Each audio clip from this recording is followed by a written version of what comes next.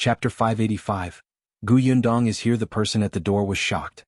He took a closer look and realized that it was the 6-year-old girl from the Li family. Whoa, this young lady had a vicious look on her face at such a young age. If she stabbed the sharp scissors in her hand, wouldn't the victim lose half of his life? However, Xiao Qingyuan didn't even look at her before she was grabbed by Ashu. He pinched her wrist and turned it gently. As Li Chunyan screamed, he snatched the scissors away. Li Chunyan, who was 6 years old, scolded Xiao Qingyuan fiercely, "You ingrate! Hurry up and make this dog let go of me. Otherwise, I'll kill you and stab you to death with scissors." Everyone at the door was stunned. Wasn't this a 6-year-old girl? Why was she so vicious with her vulgarities? Li Chunyan hated Xiao Qingyuan because she had heard from her parents that she could have been a boy and could have been pampered by her parents. It was all because she had been restrained by Xiao Qingyuan that she became the daughter of the family. Although her parents treated her well, she could not compare to her 2 brothers. At the very least, her 2 brothers did not have to work. Li Chunyan pushed all the blame to Xiao Qingyuan. In the past, she had secretly gone to see him, thinking that she would definitely find an opportunity to teach him a lesson. She did not expect him to come to her house. It was a pity that she did not stab him to death just now. It was too regretful. However, her actions made Mao and the others feel a chill down their spines. Even the other villagers outside the door looked at each other, not knowing what to do. Someone quickly went to call the village chief, and someone went to summon the 2nd and 3rd branches of the Li family next door. The 2nd and 3rd branches had already split up when the Li family's old master passed away. Although their newly built houses were next door, they did not have much interaction with the 1st branch. It wasn't that they didn't know what the eldest branch had done to Xiao Qingyuan, but Xiao Qingyuan was not related to them. They didn't have to offend their narrow-minded brother and sister-in-law to help him. Anyway, the old master doted on him. Moreover, in the past, the old man had given him good things alone, and his own grandchildren could not eat them. This made the 2nd and 3rd branches complain. However, it was not to the extent of killing people like the 1st branch did. At most, they would watch coldly and say some sarcastic words to complain. At this moment, Xiao Qingyuan had come to the Li family and caused such a huge commotion.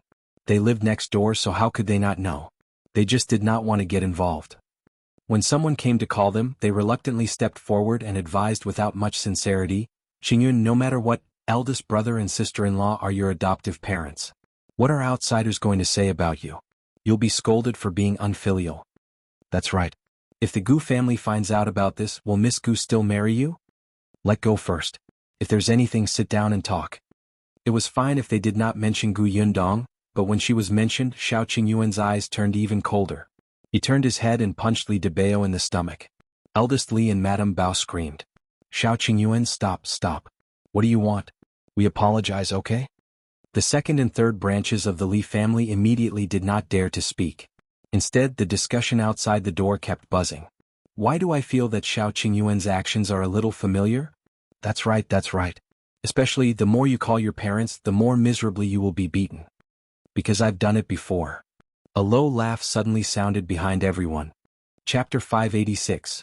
For Gu Yundong's good, everyone turned around and saw Gu Yundong standing behind them with a smile. Someone widened his eyes and called out, "Miss Gu." His voice was so loud that it instantly diverted the attention of everyone in the courtyard. Xiao Qingyuan looked at her in surprise, but he quickly calmed down. On the other hand, Mao, Go and the others suddenly panicked and whispered, "What should we do? Is Miss back? Didn't she go to the neighboring village to look at the orchard? At the very least, she should be back in the afternoon. Why is she so early? What's more, she saw us. We haven't even done anything. What do we do now?" Their voices were not loud, but Madame Bao still heard them. She immediately understood that Xiao Qingyuan had taken advantage of the fact that Miss Gu was not around to come to her house to lord over them. Therefore, Xiao Qingyuan was indeed worried that Miss Gu would see his bad side. At this moment, she felt that she was not afraid even if her son and daughter were in Xiao Qingyuan's hands. In front of Gu Yundong, Xiao Qingyuan would definitely not dare to attack again. The malice in Madame Bao's heart instantly rose crazily. She suddenly turned her head and said to Gu Yundong, "Miss Gu, did you see that? Did you see that? We didn't do anything, but Xiao Qingyuan was unwilling to let us off. My 2 sons are so young and my daughter is only 6 years old. These men bullied our family of old and weak. Their consciences have been eaten by dogs." As she spoke, she started crying. Xiao Qingyuan glanced coldly at the pretentious Madame Bao. When he looked up at Gu Yundong, his gaze softened again. However, Mao was furious and scolded her angrily, What do you mean by you didn't do anything? Your man ran to the Gu family's old master and spoke ill of our young master. He smeared his reputation and tried to sow discord between him and Miss Gu. How can this be called not doing anything? That's right. If it weren't for your dirty tricks, we wouldn't have bothered with you. Also old and weak? There were a total of 3 men, okay? Everyone outside the door started to discuss. Chen Liang also came. He stood at the door and frowned fiercely. He finally squeezed in from the outside and shouted at the people in the courtyard. Why are you making a fuss? Do you have nothing better to do on such a hot day? However, Madame Bao ignored him. Seeing that Xiao Qingyuan did not hit anyone after what she had said, she immediately became more confident. She argued with Ah Mao, what do you mean by sowing discord? Did my man say something wrong? Xiao Qingyuan is an ingrate to begin with. Look at what he did. Which one of the accusations isn't true? Why don't you ask everyone if my father-in-law dug his heart out for him and treated him better than a biological grandson? In the end, my father-in-law was seriously ill and this guy didn't take care of him. Even after he died, he was thrown into our house and this guy went back to eat and drink? Eldest Li nodded as well. That's right, that's right. I went to look for Gu Dajiang for the sake of the Gu family. We can't bear to see a good lady like Miss Gu ruined like this. Everyone's discussion became even louder. Eldest Li and his wife were right about those things. Xiao Qingyuan really left old Master Li alone. The buzzing sound entered Gu Yundong's ears, but it made her anger rise bit by bit. She tightened her grip and slowly walked into the courtyard. Seeing this, Chen Liang immediately said worriedly, Yundong, calm down first. There might be a secret behind this. You know Qingyuan's character. Madame Bao was furious. Chen Liang actually protected Xiao Qingyuan. She stood up abruptly. Miss Gu, you have no idea how terrifying Xiao Qingyuan is. Chapter 587, Terrifying Thinking. Gu Yundong nodded in agreement. I really don't know how terrifying he is. Madame Bao instantly smiled and looked at Xiao Qingyuan maliciously. But then Gu Yundong's voice turned cold. She changed the topic and said sharply, but I do know how scary your Li family is. The smile on Madame Bao's face froze. She turned to look at Gu Yundong in surprise. What do you mean? What do I mean? Gu Yundong sneered. Have you forgotten that when Xiao Qingyuan was 5 years old, you threw the weak child into the mountains to feed the wolves just because of a nightmare? You treated human lives like grass and were inhumane. The villagers watching outside the courtyard instantly widened their eyes. The Li family's eldest branch had once thrown the 5-year-old Xiao Qingyuan into the mountains to feed the wolves? Even Chen Liang looked at Gu Yundong in surprise. Then he suddenly faced Madame Bao. Eldest Li and his wife turned pale and were about to retort. Unexpectedly, Gu Yundong quickly said, or have you forgotten that when Xiao Qingyuan was 8 years old, you colluded with the human traffickers in the county and sold him to them, almost making him unable to come back? Madame Bao retorted almost subconsciously, we didn't take a single cent. It's not considered selling. Gu Yundong laughed. So, you admit to colluding with the human traffickers? Only then did Madame Bao realize that she had said something she shouldn't have. There was no chance to deny it anymore. The villagers gasped in unison. They did not know that the Li family had actually done such a thing. Someone could not help but look at the people from the second and third branches and ask, is it true? Eldest Li and his wife really? Of course the second and third branches knew what had happened back then. They lived in the same house and were not deaf or blind. However, in the face of everyone's questions, they only lowered their heads and stammered, we don't know. How could we know what they did? With that they rushed back. They did not care if the eldest branch was dead or alive. They were very selfish. However, the villagers had completely believed this. Previously, when they heard that eldest Li had thrown Xiao Qingyuan into the mountains, they could still condemn him for his ruthlessness. However, it was none of their business. Other than scolding him ruthlessly, they could not do anything else. But that was not the case for the latter part. Colluding with the human traffickers? The person who was sold back then was Xiao Qingyuan. Then, would their own child be sold someday if they had a grudge against elderly? At the thought of this, the villagers were filled with wariness and anger towards the Li family. Coupled with the fact that Li Chunyin, who was only 6 years old, dared to kill someone with a pair of scissors, was this hereditary? This family was hard-hearted and ruthless.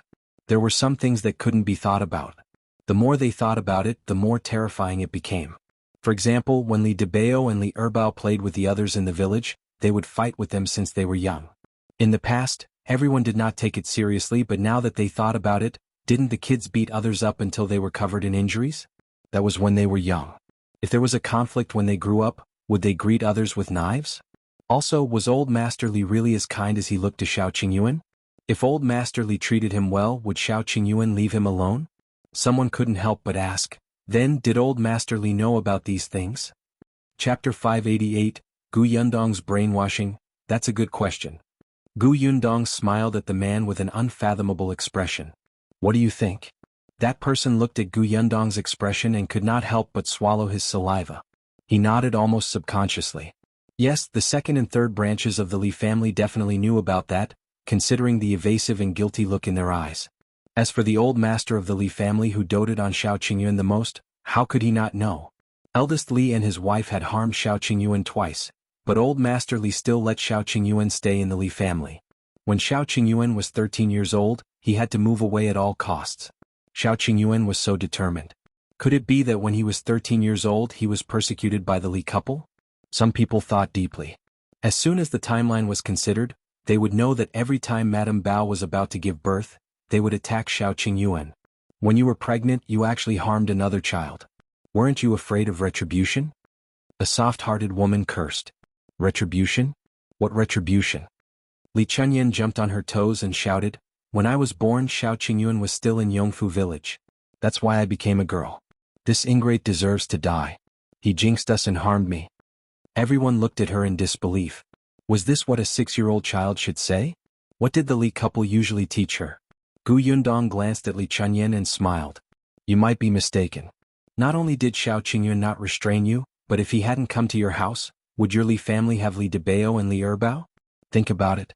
Before Xiao Qingyuan came, didn't your mother give birth to 3 daughters? But after he came, the children your mother was pregnant with were all boys. Li Debao and Li Erbao were brought over by Xiao Qingyuan. As for you, I think Xiao Qingyuan cut ties with the Li family and changed his surname to Xiao before he was born? You became a daughter because he left. So all of this is your parents' fault. It was your parents who caused all this. Li Chunyan was stunned. She was only 6 years old after all. Previously, when she heard the Li couple repeatedly mention Xiao Qingyuan's bad, she felt that it was Xiao Qingyuan's fault. But now, Gu Yundong's words seemed to be able to brainwash her. She actually felt that she was right. Not only her, but even the surrounding villagers felt that it made sense. Therefore, the first branch of the Li family indeed suffered retribution. However, eldest Li and Madame Bao did not think so. The thoughts had been deeply rooted in their minds for more than 10 years. How could they be overturned by Gu Yundong's words? If that was the case, wouldn't they have done something wrong all these years? Madame Bao immediately screamed and retorted, "No, Xiao Qingyuan jinxed us. It's his fault." She suddenly looked at Gu Yundong. "Don't spout nonsense here and distort the truth." "Am distorting the truth?" Gu Yundong raised her eyebrows. "Didn't you personally admit that you colluded with the human traffickers just now? Everyone heard it just now, didn't they?" The onlookers immediately nodded. "That's right, eldest Li. You guys are too ruthless and scary. Village chief, such people should be drowned in a pig cage. They're murderers. I'm afraid when I think about how I stay in the same village with them every day. That's right. I can't even sleep well. If our children are harmed by them when they go out one day, I won't even have a place to cry. Village chief, you can't let them off." One after another, the two of them became the target of public criticism. They were stunned. Chapter 589. Someone is about to die. How did it become like this? The entire village looked at them with disgust and even wanted to punish them. No. Eldest Li and his wife's heads buzzed and they lost their rationality. They suddenly looked at Gu Yundong. "It's all your fault. It's all your fault, you B*TC. Alright, if you don't let me have an easy time, don't think about having an easy time either." They could not defeat Xiao Qingyuan, but Gu Yundong, a little girl, would not have an easy time.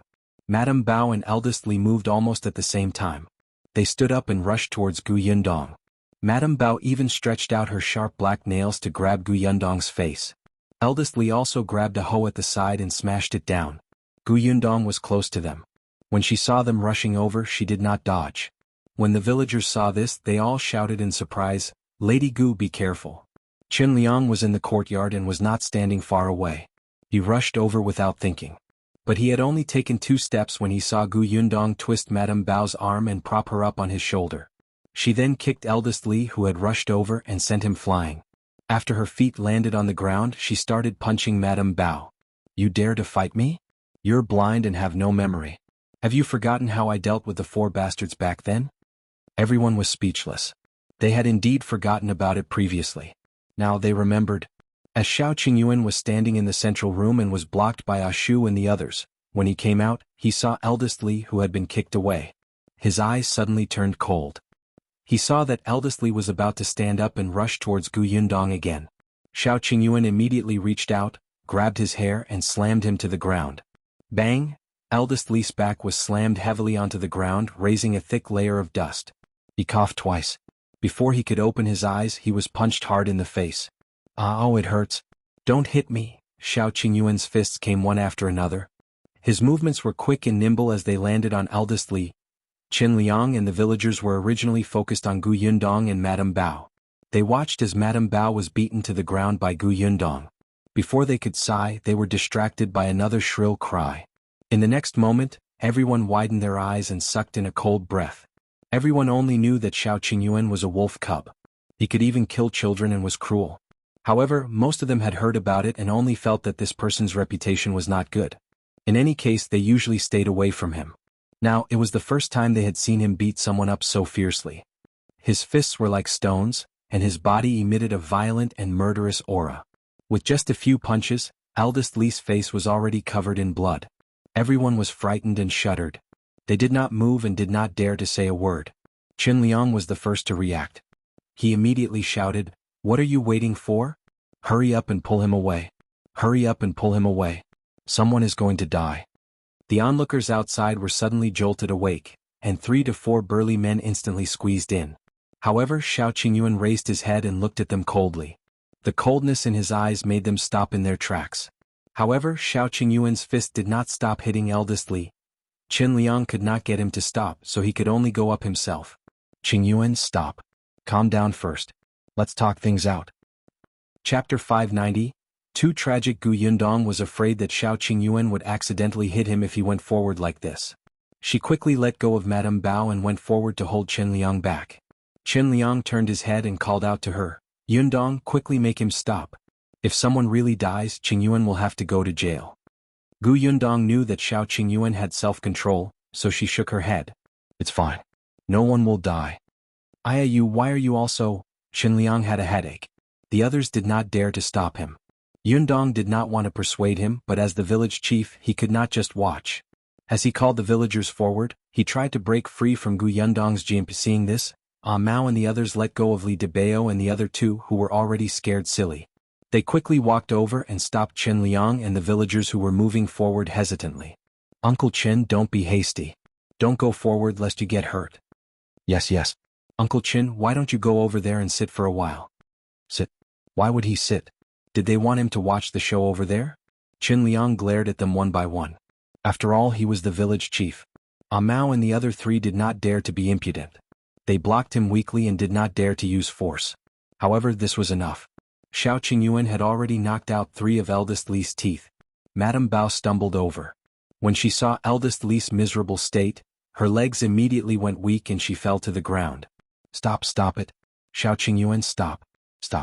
Boo-hoo." She wanted to stop him, but when she met Xiao Qingyuan's bloodshot eyes, she was so frightened that she peed her pants. Li Debao and his brother were trembling. They had never seen Xiao Qingyuan like this. Not to mention Li Chunyan. At this moment, she didn't dare to find trouble with him. She only hoped that he wouldn't see her for the rest of his life. She shrank into a corner and didn't even dare to raise her head. Xiao Qingyuan finally stopped before Qin Liang arrived. He glanced at Madame Bao.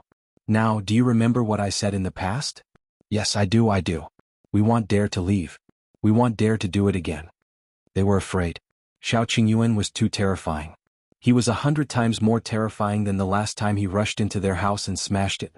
She was sure that if there was a next time, Xiao Qingyuan would definitely kill them. "If you dare to attack Yundong again, I will take your lives." Xiao Qingyuan stood up expressionlessly. Under Madame Bao's crazily nodding gaze, he gently stepped over eldest Li's knee. "Ah!" Big Li cried out in pain.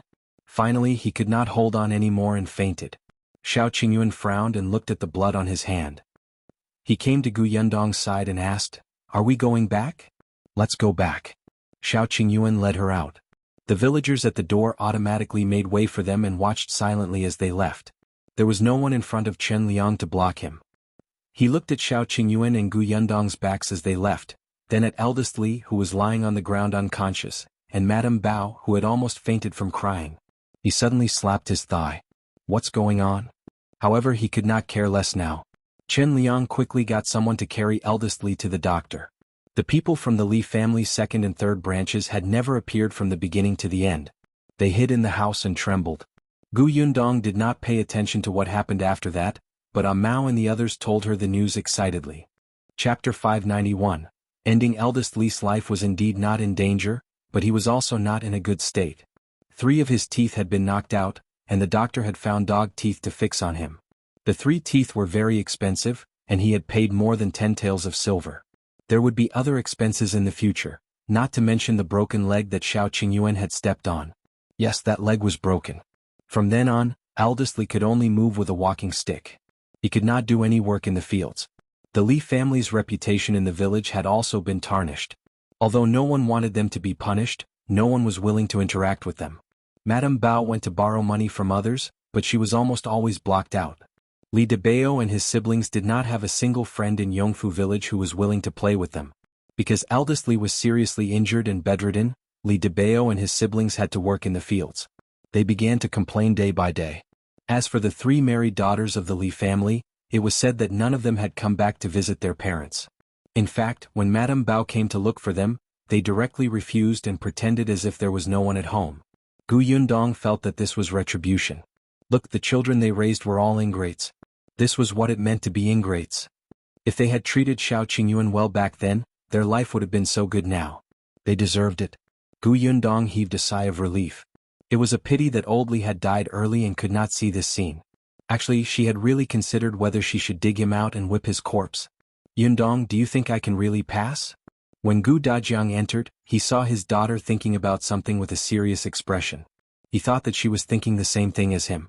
After all, they had to set off for the Prefectural city tomorrow to find the mountain elder of the Tianhai Academy to settle the matter of enrollment. Gu Yundong suddenly came back to her senses and immediately nodded with certainty. Of course. Father, didn't you read all the books that Master Qin gave you? Master Qin said that father is talented. He only gave you the recommendation letter because he felt that you must be capable. My father is the best.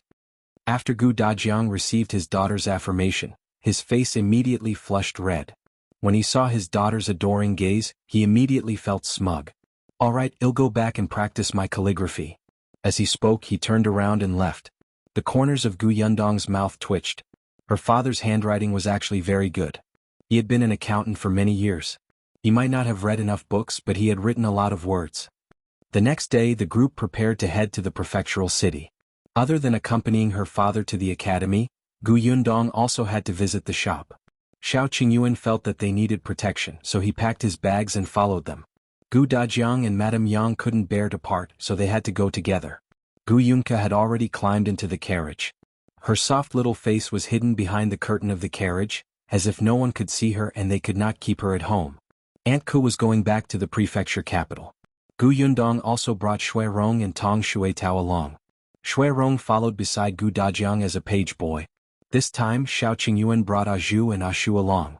Last time he brought Mao along with him. There were a lot of people, so they were divided into 2 carriages.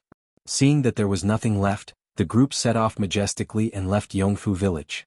There were many people standing outside the Gu family's workshop.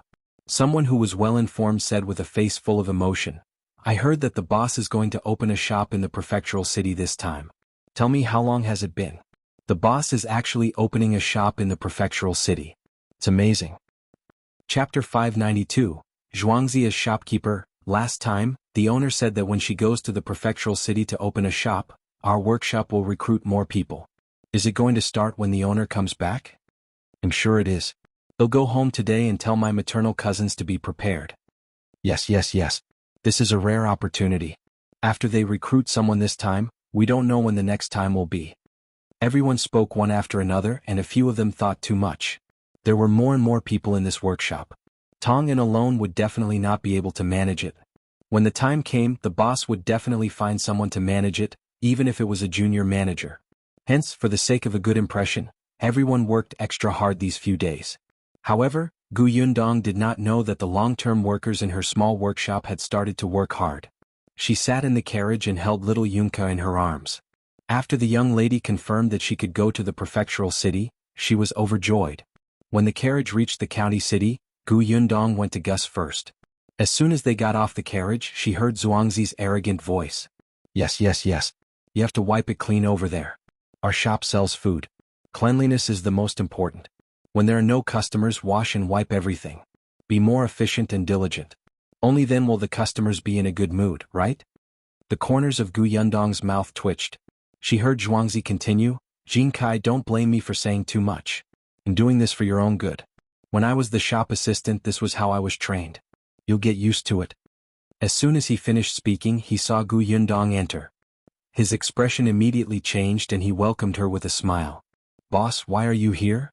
Gu Yundong looked at the shop. It was not bad, but Zhuangzi's attitude of becoming the owner was really annoying.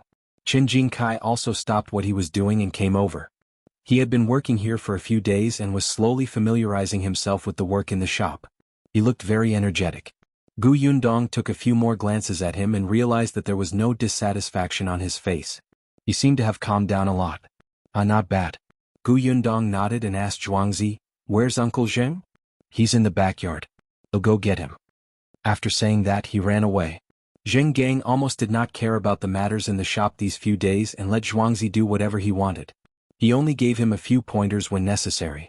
He spent most of his time counting goods in the warehouse at the back, or simply buying a few vegetables to cook himself. A few days passed quickly. When Gu Yundong went to the prefectural city, she naturally had to bring Zheng Gang along. He was familiar with the prefectural city, so she had to bring him along when they decided on the location of the shop. 2 days ago, Gu Yundong had already informed Zheng Gang. He should have packed up at this time. Seeing Zhuangzi run into the backyard, Gu Yundong looked at Qin Jinkai. Brother Qin, are you used to being here? Everything is fine. Gu Yundong raised her eyebrows. I heard Zhuangzi ordering you around even before I came in. He seemed very arrogant. The shop assistant, Jiang Bao, who was sending the guests out of the pharmacy next door, happened to hear this and immediately stopped in his tracks. He had already established a deep friendship with Zhuangzi. Of course he was on his side. Seeing that his boss' future wife was asking the new employee a question in private, he immediately perked up his ears. Alright, he wanted to see what this person would say about Zhuangzi behind Zhuangzi's back. Chapter 593. You're smart. Qin Jinkai smiled and said nonchalantly, it's quite good. I started as a small shop assistant in town in the past. At that time, the manager was even more impolite to me. Zhuangzi was just a little strict with his words. He didn't hide anything from me. He was telling the truth. In the beginning, he was also prepared to deal with all kinds of difficulties and torture. Moreover, the other party was Zhuangzi. Qin Jinkai had seen too many people who became conceited after gaining power. For example, Qin Yulan's husband, Wu Chong. Last time, he had eyes that could reach the sky when he visited the Qin family. Therefore, he thought that Zhuangzi, who was just a hooligan that had often been humiliated and mocked by him in the past, would definitely not be polite to him. He did not care about these things, but he was afraid that Zhuangzi would not teach him anything, let him do what he should do, or let him understand what he should understand. That was the worst. Unexpectedly, Zhuangzi would indeed mock and ridicule him. He would often bring up the past in a few sentences to attack him. However, Qin Jinkai was someone who had been in charge before. Some things were not on the surface. Zhuangzi was actually bluffing. The guy did not hesitate to take care of him. If he did not understand, as long as he asked, Zhuangzi would explain everything to him. This surprised Qin Jinkai and made him feel exceptionally at ease. Although he had only been in the shop for a few days, he felt more comfortable than when he was a small manager in the town workshop. Therefore he worked harder. Gu Yundong did not expect him to have such a high evaluation of Zhuangzi. It seemed that Qin Jinkai's decision to work under Zhuangzi was not wrong. Both of them could be trained. Jiang Bao, who was eavesdropping outside the door, secretly sneered. At least you know your place. Then he entered the pharmacy worriedly. When he saw the manager of the pharmacy who was talking to Boss Xiao, his heart tightened. Zhuangzi had already become a manager. When could he go up? However, on second thought, he felt that it was unrealistic. A pharmacy was different from ordinary shops. As a shopkeeper, not only did he have to manage the shop, but he also had to know medicine. He could only be considered an apprentice now. There were still many things he needed to understand. However, his boss' future wife would go to the prefectural city to open a shop. He guessed that his boss would follow her soon. At that time While Jiang Bao was enjoying himself, Zhuangzi from the shop next door had already brought Jingang over. Jingang was carrying a bag in his hand. He was wearing clean and decent clothes and looked very energetic. It looked like he was full of enthusiasm for returning to the prefectural city. "Boss, I'm done packing. We can leave now." "Okay." Gu Yundong nodded and instructed Zhuangzi and Qin Kai to do their best. She saw that Zhuangzi was a little nervous. After all, Jingang had really abandoned his job this time. It was normal for him to feel uneasy if he wanted to be independent. However, after such a long period of training, there was definitely no problem. Gu Yundong led Jingang out and let him follow Xiao Qingyuan, who had also come out of the pharmacy, into another carriage. The two carriages were separated by gender. Gu Yundong, Madame Yang and the other women sat in one, while Gu Dajiang, Xiao Qingyuan and the other men sat in the other. The father-in-law and son-in-law did not talk much along the way. Now that Jingang was here, the atmosphere was finally much more relaxed. Gu Yundong shook her head secretly. Just as she was about to get into the carriage, Zhuangzi, who had sent them out, suddenly spoke. "Boss." Gu Yundong paused and turned to look at him. "What's wrong?" "Last time, I've already considered what you asked me to consider last time." Chapter 594. Zhuangzi's decision. Gu Yundong raised her eyebrows. "What do you think?" Zhuangzi took a deep breath. "I want to go to the prefectural city and continue working for shopkeeper Zheng." He raised his head. When he spoke, the expression between his brows was exceptionally firm. It seemed like he had made up his mind. Gu Yundong was not surprised at all. "Have you thought it through? Will you regret it?" "No." Zhuangzi grinned. "Although being a shopkeeper has always been my goal, I have a bigger goal now." Gu Yundong was suspicious. "What? Could it be that you want to be the boss now?" Zhuangzi clenched his fists. "I want to be a shopkeeper in the prefecture capital." Gu Yundong was speechless. It was indeed a bigger goal. She wanted to laugh but she couldn't. She tried her best to nod with a straight face. "All right, it's good that you thought it through. However, you still have to work hard in the county city for the next 3 months. You're not allowed to slack off. You can go to the prefectural city in 3 months. All right, tell your parents about this so that they won't worry." "I've told them. Father and mother support me very much." Actually, the reason why Zhuangzi had said that he would consider it was not only because of the rare position of shopkeeper, but also because he was worried about his parents and sister. Dajiang and his wife were weak. Although Zhuangzi expected better from them, he had been protecting them. In the past, when he was a hooligan, he could directly go to people's houses to teach those who bullied his parents a lesson. Later on, he stopped being a hooligan and became a shop assistant. However, he could still go home every 2 to 3 days. He knew the situation at home and could help. If he went to the prefectural city and only returned once every month, he would regret it if anything happened to his parents and he couldn't help. Later, when Dajiang and his wife found out that Gu Yundong wanted him to work in the prefectural city, they tried their best to persuade him to accept. Although he was still an assistant, he would see the world in the prefectural city and would only improve in the future. This was their son's future. How could they stop him? Moreover, ever since they helped the Gu family manage the orchard, be it the villagers or their relatives, nobody mocked them any longer. Everybody wanted them to help put in a few good words in front of the boss, so that they could enter the Gu family's workshop. Only then did Zhuangzi realize that his family's situation had improved a lot. He should have trusted Gu Yundong. With her around, she would not let anyone bully the Shi family. Therefore, Zhuangzi decided to go to the prefectural city to see the world. Moreover, he had also thought about it. When he became the shopkeeper of the prefectural city in the future, he could buy a house in the prefectural city and bring his parents over to enjoy life. His parents had never left Fengkai County in their lives. He had to let them see the prosperity of the prefecture city, right? Zhuangzi knew his parents very well. He knew that although they were very good at planting fruit trees, they were actually not suitable to be managers. In the future, the owner's orchard would only grow bigger and bigger. They would definitely find more capable people to help. As far as he knew, Uncle Zhao was very eye-catching to the boss. Of course, Zhuangzi was happy that Uncle Zhao's family could rise. His son Goxing was his good friend. If they could get rich, everyone could get rich together. Seeing that he had thought it through, Gu Yundong nodded. "That's good." As she spoke, she bade farewell to Zhuangzi and was helped into the carriage by Tong Xuetao. When the carriage went further and further away and was almost out of sight, Zhuangzi suddenly turned around and entered the shop. He said to Qin Kai, "You still don't admit that you're stupid. When the boss came just now, why didn't you pour a glass of water? You're really stupid." He was just a shopkeeper for 3 months. No matter what, he had to satisfy himself first. Qinjing Kai. Chapter 595. Jinxiu restaurant in the prefecture city. Gu Yundong and the others had already left the city gate. Auntie looked at the gradually blurring city wall outside the window and suddenly felt a little sad. 2 days ago, I thought of letting Stallion follow me to the prefectural city so that we can take care of each other. More importantly, her embroidery skills are good. Those embroidery pieces can't be sold for a high price in this county city. What a shame. She will definitely be able to get a lot of embroidery work when she goes to the prefectural city. It's just that she didn't agree. Gu Yundong thought for a moment. Stallion has been through so much and has always yearned for a more peaceful life. Perhaps she feels that Yongfu village is more comfortable and suitable for her. Auntie gave her a sidelong glance. You're really so stupid. Gu Yundong was dumbfounded. No, did I say anything wrong? She looked at Tong Shuetao, who shook her head, indicating that she did not understand. She looked at Madame Yang again. Madame Yang was even more confused than her. Finally, she looked down at Gu Yunka, who was in her arms. The young lady adjusted to a comfortable position, closed her eyes and prepared to sleep. Auntie was speechless. Auntie sighed and closed her eyes. She didn't want to talk to her anymore. Forget it, forget it. This was Shin Sishin's own business. She shouldn't get involved. It was just that Shin Sidian and that person would have to work hard now that they met Gu Yundong, who was not smart enough. Gu Yundong would probably not be able to help much. Gu Yunka quickly fell asleep.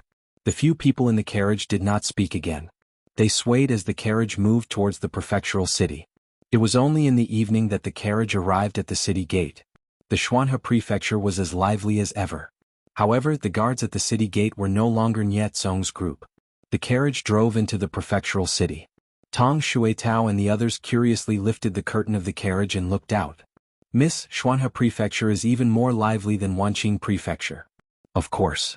Back then, Wanqing prefecture had also experienced a lot of attacks from refugees.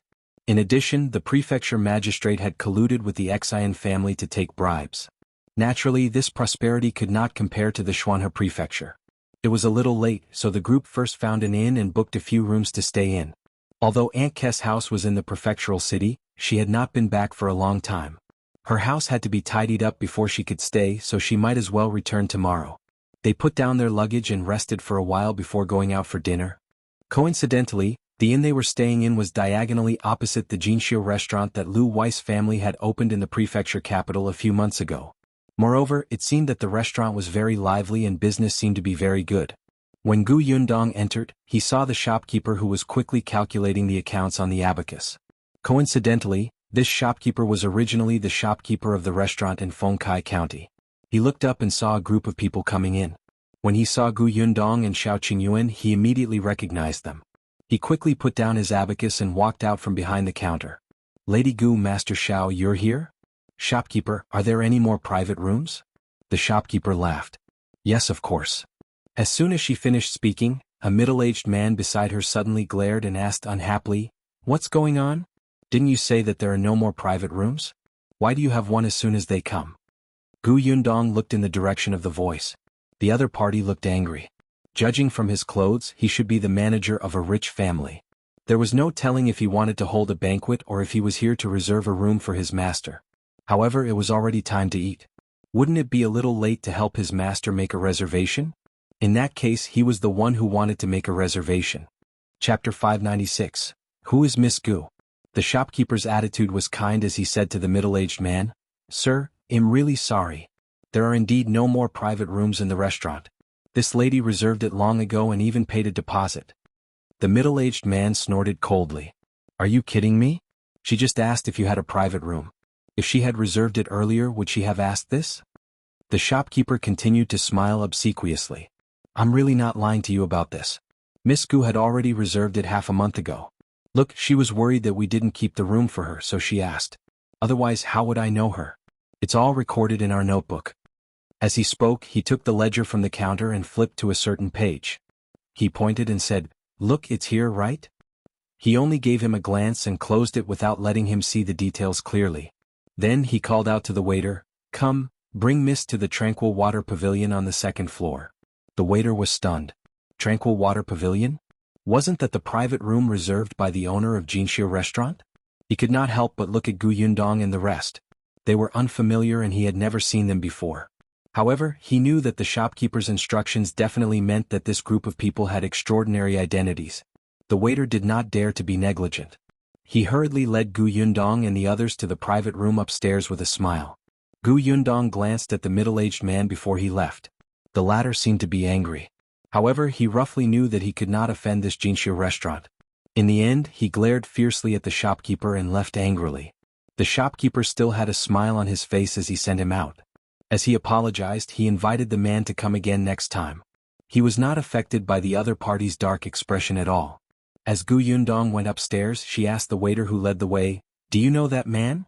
"Oh, that person is a steward of the Zhou family." The waiter seemed to know him. "Last time he accompanied his master to our restaurant and liked our canned fruits very much. Tonight he came over to eat by himself. It seems that he wanted to invite a junior steward of the Nye family to a banquet, but he came a little too late. Our restaurant's business is very good, especially that canned food. There are a lot of people eating it, but unfortunately there's not much. Miss, do you want to try it? I'll send it to you later." Gu Yundong had seen it just now. Although Lu Wei had told her that her family's canned food was in short supply in the prefectural city, she was still a little surprised to see it with her own eyes. Indeed, the market in the prefectural city was huge. And the Nye family's housekeeper. Was it Nye Tsong's family? She glanced at Aunt Ku, who pretended not to know anything. Gu Yundong smiled. As she walked, she asked the waiter, "You remember the steward even though he only came once?" "He, miss, you don't say. I don't have any skills, but my memory is not bad." As they spoke, the group of people had already gone upstairs and arrived at the entrance of Tranquil Water Pavilion. This Tranquil Water Pavilion was the largest private room in the entire Jinxiu restaurant. Furthermore, the location was extremely good. It was quiet in the midst of the commotion and had a wide view. Not long after Gu Yundong sat down, the shopkeeper came up. "Miss Gu, what do you want to eat? Just tell me. Young master said that he will pay for you. There's no need to stand on ceremony." Gu Yundong really did not hold back. Lu Wei had gone to her house to freeload on food and classes. Therefore, she ordered the restaurant's signature dish. As for the canned food, she didn't want it. There was a lot of canned food at home and they ate too much. Now, even Yunko was not very hungry. The shopkeeper immediately brought the waiter downstairs to prepare the dishes. As soon as they left, the waiter could not help but ask, "Shopkeeper, who is this Miss Gu?" Chapter 597. Gu Yundong is the god of fortune. The shopkeeper glanced at him. "Do you know who provided the canned food in our restaurant? Didn't you say it was the Gu family's workshop?" The waiter was stunned and his eyes widened. Could it be that Miss Gu? Right now, in the entire prefectural city, only our restaurant has canned food for sale. As you can see, there are many people who eat this. Also, white sugar is a rare thing. Even the few large shops in the prefectural city don't have much stock. However, not only does our restaurant have it, but the purchase price is also the cheapest. These goods are all imported from the Gu family. Do you understand? The waiter nodded hurriedly. She was the god of fortune of their restaurant. This waiter was recruited from the prefectural city. He had never been to Fengkai County and did not know much about certain things. However, he knew very well that this restaurant had just opened in the Tianhai Prefecture not long ago. They were new and their foundation was not stable yet. If they wanted to make a name for themselves in this huge prefectural city, other than the two excellent chefs in their restaurant, they counted on this thing which was rare in the entire prefectural city. Their restaurant alone had a lot of dishes made of white sugar. That was something that other restaurants didn't have. The shopkeeper glanced at him. "All right, quickly go to the kitchen and tell Master Zhao to serve the dishes of the Tranquil Water Pavilion first." "All right." The waiter hurriedly ran to the kitchen. The shopkeeper personally brought in the dishes from Tranquil Water Pavilion. He still had something to say to Gu Yundong. "A few days ago, young master sent someone over to say that Miss is coming to this prefectural city to open a shop. When you come to the restaurant, we must treat her well.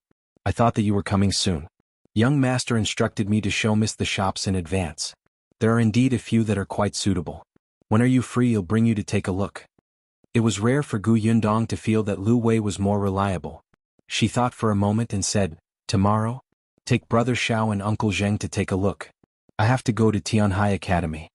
Xiao Qingyuan wanted to accompany them to the Tianhai Academy, but he was sternly rejected by Gu Dajiang. Why would he bring so many people to the academy? He didn't need to embolden himself or fight. It was enough that he had his wife and daughter by his side. He did not need anyone else.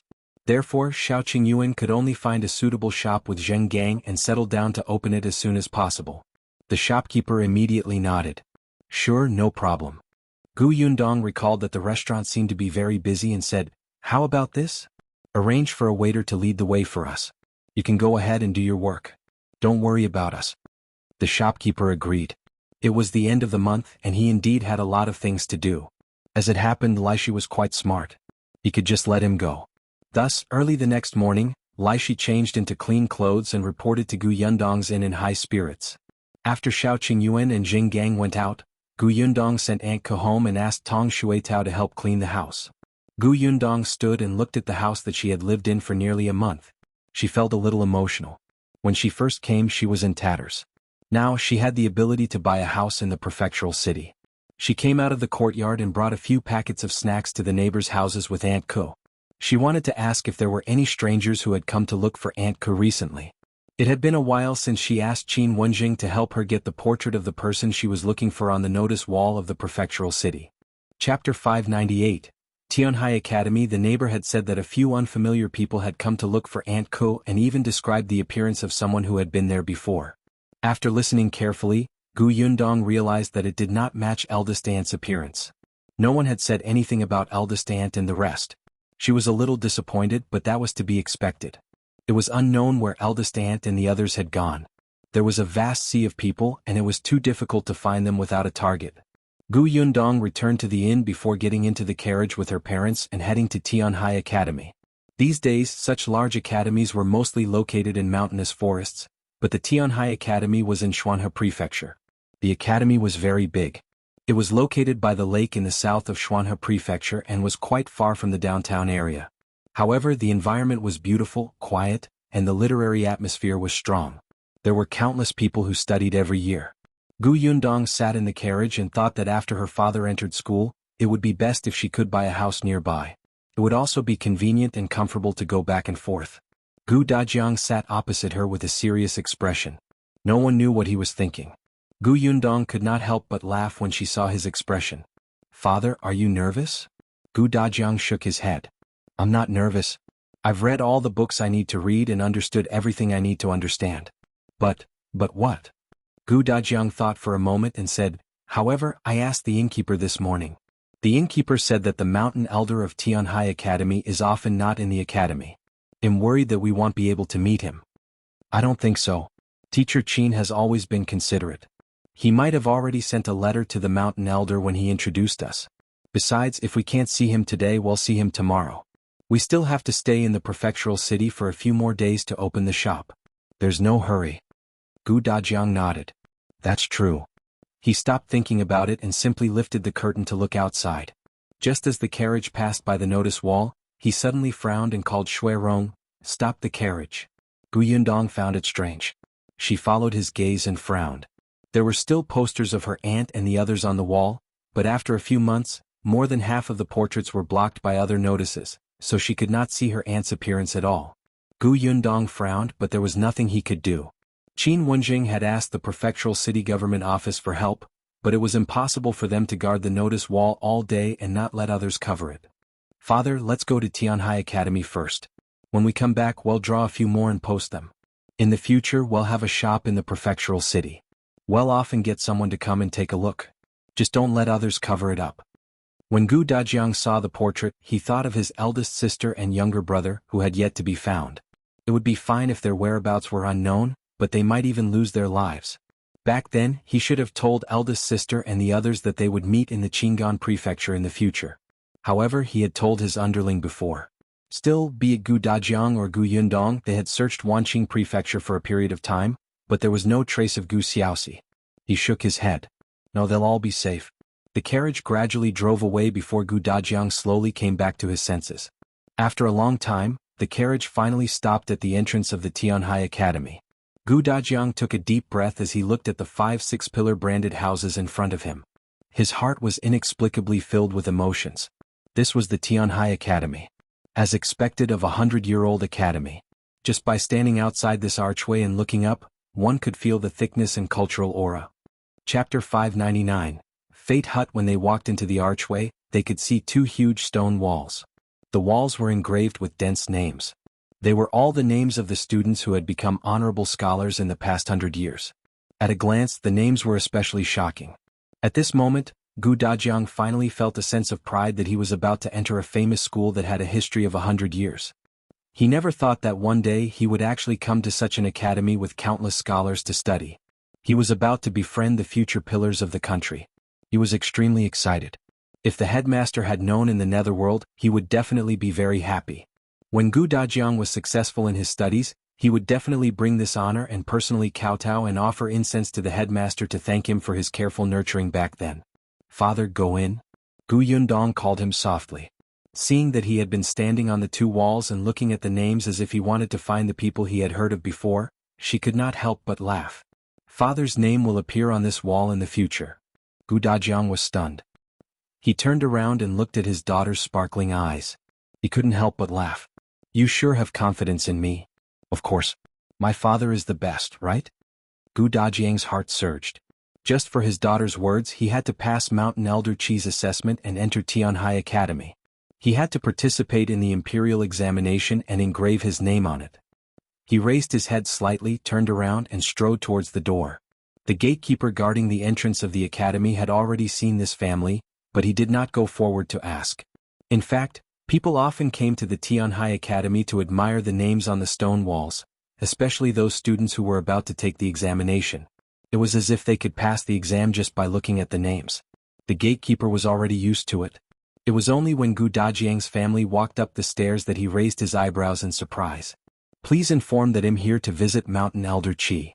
"Mountain Elder Qi?" The gatekeeper was stunned when he saw Gu Dajiang take out a visitation card. This was also given by Qin Wenjing. Even the gatekeeper of the Tianhai Academy was literate. Looking at the contents of the visitation card, he suddenly came to a realization. "So it's Mr. Gu. The Mountain Elder had previously instructed you to welcome you. Please follow me." Gu Yundong and Gu Dajiang looked at each other. Indeed, Qin Wenjing should have sent a letter to Mountain Elder Qi first. The family followed the gatekeeper into the academy. They went around the wall of shadows in front of the door and faced a square. The gatekeeper led them across the square and saw an ancestral hall. In the ancestral hall there was a statue of Confucius. It looked very solemn. After passing through the ancestral hall there was a bridge. Beyond that was the lecture hall. Gu Yundong could vaguely hear the students reading, but the gatekeeper did not lead them to the lecture hall. Instead, she walked around the long corridor to the right. This should be the school dormitory. The surroundings were green and quiet, completely different from the strict atmosphere in the lecture hall. Being in it instantly made one feel good. After that bridge is the Fate Hut where the Mountain Elder lives. "This is my stop. Please help yourself." With that, he left. Gu Yundong looked at the Fate Hut, which was not far away, and thought to herself, "It's really helping ourselves." Gu Dajiang tidied his clothes before carrying Gu Yunka onto the bridge. Gu Yundong and Madame Yang followed. Shui Rong did not come over and guarded the carriage outside. They had just reached the entrance of the Fate Hut, and before they could say anything, a voice came from inside. "Come in." Chapter 600, Can't He Focus on Health? Gu Dajiang was stunned. He felt that this voice was a little too young. As expected, there was a man in his 30s sitting inside. However, this man was dressed in a long robe and had a short beard. He looked like a sage. The man glanced at them and smiled. "You're Gu Zicheng, right?" Gu Dajiang's courtesy name was Zicheng, which was given to him by the old elementary scholar before he passed away. It meant that he hoped that he could withstand the unfair tribulations in his life and rise in the future. The man continued, "I am the Mountain Elder of the Tianhai Academy. Come take a seat first." Gu Dajiang couldn't help but twitch his lips when he saw him trying his best to calm down. He said, "I'm Gu Zicheng. They are my family. Brother, please tell me where the Mountain Elder is." The man frowned. "Didn't I tell you? I am Mountain Elder Qi. What do you have to doubt?" "Brother, you're too young." Mountain Elder Qi was in his 50s. Even though this person had a beard, he didn't look like he had reached that stage, right? The man was a little displeased. "I just look young because I usually pay attention to my health. How did it become a reason for you to suspect me?" Gu Dajiang thought, "If you don't look so nervous you might be more convincing." It seemed that Mountain Elder Qi was indeed not around. Gu Dajiang did not know where this student came from, but he was actually playing a prank in Mountain Elder's Fate Hut. Gu Dajiang shook his head. Since Mountain Elder hasn't returned, he'll wait outside. With that, he carried Gu Yunka to the door again. He had just taken a step when he heard a sudden splashing sound behind him, followed by a voice. "Wait." 5 or 6 people suddenly came out from behind the screen. All of them were wearing the clothes of the academy students. They were of different ages. The one in front was a 12 or 13-year-old boy. He looked like the leader. He immediately ran to Dajiang and stopped him. "Wait, who let you leave? And you are?" "My surname is Qi. The person you're looking for is my grandfather." The young man raised his chin slightly, and the people behind him immediately surrounded him. Yundong could vaguely hear the whispers between them. "I knew it. Brother Kai is too different from the mountain elder. He can't fool anyone at all." "Not necessarily.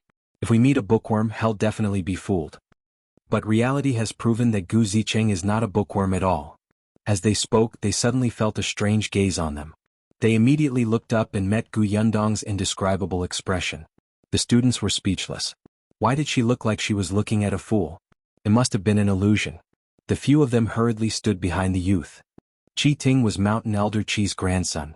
He was only 12 years old this year and was currently studying at Tianhai Academy. He had long known that Gu Dajiang was coming. After all, the other party was introduced by Qin Wenjing. Qi Ting had heard his grandfather praise Qin Wenjing since he was young. Although he had never seen him before, it did not stop him from being very unhappy with Qin Wenjing. Qin Wenjing was the better child. He was clearly a generation older than Qi Ting, but he still had to be compared to him. Just thinking about it made Qi Ting feel stifled. Therefore, when he heard from his grandfather that Qin Wenjing had actually strongly recommended someone to come to Tianhai Academy to study, he especially wanted to see who this Gu Dajiang, who was praised by Qin Wenjing, was. Chapter 601. Test Qi Ting's first thought when he saw Gu Dajiang was, is there something wrong with this person's brain? Why did he bring his entire family with him when he came to study? And he's carrying a daughter in his arms? What Qi Ting didn't know was that if not for Gu Dajiang's strong objection, the people who came today would probably have formed a football team. He sized Gu Dajiang up from head to toe for a while. He didn't expect the little girl in Gu Dajiang's arms to suddenly make a face at him. She rolled her eyes and stuck out her tongue. Coupled with her chubby face, it was simply painful to the eyes. Qi Ting quickly shifted his gaze and raised his chin slightly as he asked, "I heard that you were recommended by Qin Wenjing?" "Yes." Knowing the other party's identity, Gu Dajiang didn't leave. He took this opportunity to chat and treat it as getting to know his classmates in advance. "I heard that you haven't even passed the county examination. You're not even a preparation scholar?" Gu Dajiang thought for a moment and said, "That's not right. It's not that I haven't passed the county examination, but I haven't participated in it." "Why haven't you? You're already so old, did you never find a chance? Could it be that you've done something in the past and can't participate?" Gu Dajiang frowned. Before he could answer, a cold voice came from the door. "Qi Ting, don't be rude. Who taught you to be so impolite and aggressive?" Hearing the voice, the expressions of Qi Ting and the other students behind him instantly changed, and they all lowered their heads. Gu Dajiang and company turned their heads and saw an energetic man in his 50s walk in. Immediately after, Qi Ting and the others greeted respectfully, "Mountain Elder." "So this is Mountain Elder Qi?" Gu Dajiang put down the girl in his arms and hurriedly cupped his hands in greeting. "Greetings, Mountain Elder Qi." Mountain Elder Qi glared at Qi Ting before saying to Gu Dajiang, "Zicheng, there's no need to be so polite. I didn't teach them well and made a fool of myself." "Mountain Elder, you're being too serious. It was just a joke." The Mountain Elder glared at Qi Ting again. The latter suddenly trembled and hurriedly apologized to Gu Dajiang. The other students also apologized one after another. They were very polite. Gu Dajiang naturally wouldn't fuss over it. Seeing that Mountain Elder Qi had already sat down, he took out Qin Wensheng's recommendation letter and introduced his wife and daughter. Mountain Elder Qi opened the recommendation letter and read it. He nodded slightly and said, "Wenjing has already told me about your situation. Although I believe in his judgment, we can't skip the assessment. You know this, right?" "Yes, I understand. Please give me the question." However, the Mountain Elder took a sip of tea with an enigmatic smile on his face. Qi Ting was very familiar with this smile. He knew that his grandfather was going to have another bad idea. This was his favorite. Originally, Qi Ting wanted to leave. After all, his grandfather would settle the score later. But now he couldn't bear to. He wanted to see Gu Dajiang make a fool of himself. If he didn't leave, the other students naturally wouldn't leave either. They were still curious about how the Mountain Elder would test the new student. Indeed, after a while, Mountain Elder Qi put down the teacup in his hand and smiled. "Do you think that I'm going to test the contents of the books?" Gu Dajiang was stunned. The Mountain Elder means, No way, he had really read a lot of books. The mountain elder waved his hand. Don't be nervous. It's not a difficult problem. As he spoke, he glanced at Gu Yundong and then at Madame Yang. Then, under Gu Dajiang's puzzled gaze, he slowly said, there are a total of 3 questions. Let's start with the first question. Chapter 602, Deadly Question. If one day when you become an official in a certain place, a bandit captures your wife and eldest daughter and uses them to threaten you. The mountain elder's voice was very calm, but when he spoke, everyone's ears could not help but prick up. Even Gu Yundong was the same. He stopped in the middle of his sentence and Qi Ting whispered, my grandfather must be asking if he could protect his country in the face of the threat of the bandits. He should sacrifice his wife and daughter's lives to serve the country. Even those who had been officials had such thoughts. This question was a repeated one without any novelty. But very quickly the mountain elder changed the topic and asked, and you can only save one person. Are you going to save your wife or your daughter? Everyone was speechless. Qi Ting felt his face hurt a little. Grandfather, your question is abnormal. Gu Yundong sighed secretly. Mountain elder Qi was trying to stir up trouble. This was like a woman asking a man who should be saved first when his mother and wife fell into the water at the same time. As expected, Mountain Elder Qi had a gloating look in his eyes. He picked up the teacup and took another sip. He smiled and said, think about it slowly. There's no hurry. Unexpectedly, just as he finished speaking, Gu Dajiang said decisively, there's no need for me to save them. The mountain elder stopped in his tracks. The others looked at him in shock. I didn't expect you to be such a ruthless person. You don't even want the lives of your wife and daughter. What? Are you going to marry another woman and have children with her? Everyone looked at Madame Yang and Gu Yundong with sympathy. However, Madame Yang looked confused while Gu Yundong looked calm. Gu Dajiang continued, other than my strength, I can only talk. My daughter Yundong is very skilled. She can save my wife. If I go over, it'll cause trouble for her. Gu Yundong smiled. Yes, that was it. Mountain Elder Qi almost spat out his tea. He looked up at Gu Dajiang and saw that he still looked proud. He was speechless. He looked at Gu Yundong again. This young lady's martial arts were good? Her arms and legs looked like they could be broken with a little force. The others also felt that Gu Dajiang was clearly looking for an excuse. The mountain elder steadied himself and said again, what if your daughter were also helpless and could only wait for you to save her? Gu Dajiang did not blurt out. Instead, he lowered his eyes and thought for a moment before asking seriously, then how far away are the robbers from me? Qi Ting frowned. What does that have to do with anything? You just have to answer which one to save first. Of course it's related. The situation is different and the rescue plan is also different. There are ways to attack from afar and close combat methods. How can they be the same? As long as the method is planned well, both of them can be saved. There's no need to choose at all. Qi Ting was instantly speechless. It seemed like that was indeed the case. The corner of the mountain elder's mouth twitched. Was he trying to avoid the main point? That would depend on whether he was willing or not. He was someone who wanted to cause trouble. How could he let it go just like that? Hence, Mountain Elder Qi said coldly, you're not far from the bandits. They're only about 20 steps away. Do the bandits have a sharp weapon? They do. In or out of the city? Outside the city. Are there any woods or ponds nearby? No. Do I have any weapons or ropes or anything that's useful? Is there no end to this question? Mountain Elder Qi straightened his body slightly. No, you don't have anything that can be used. The other party has enough men and you are alone outside the city. They're not far. It's very dry without rain. There's no place to hide in the surrounding. So who do you want to save first? Chapter 603. The second question. After Mountain Elder Qi finished speaking, he saw Gu Dajiang looking at him with an indescribable expression. He frowned. What? Is there another problem? Gu Dajiang said, since the other party has sufficient manpower and am the only one without help, life-saving items, or a place to hide, why did the bandits capture my wife and daughter to threaten me? Wouldn't they just tie me up?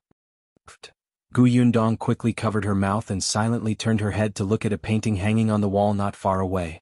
Yes, it was written very boldly. She could not understand it at all, but she had to pretend to be very serious. The others in the Fate Hut were speechless. The mountain elder's tea stuck in his throat. He suddenly turned to look at Gu Yundong and asked with a smile, little girl, you don't seem to care who your father saves first. Why don't you tell me who you want to save first if your father and mother are in danger at the same time? It wasn't over yet? Gu Yundong looked at the constipated mountain elder who had been choked by Gu Dajiang. She smiled and said, Grandpa Mountain Elder seems to like asking this question. Why don't you tell me who you will save first if young Master Qi and student Kai fall into the water at the same time? I'm the one asking you now. Why are you asking me instead? Gu Yundong nodded innocently. That's right. It's Grandpa Mountain Elder who's evaluating my father now. Why are you asking about me? I've never thought of entering Tianhai Academy.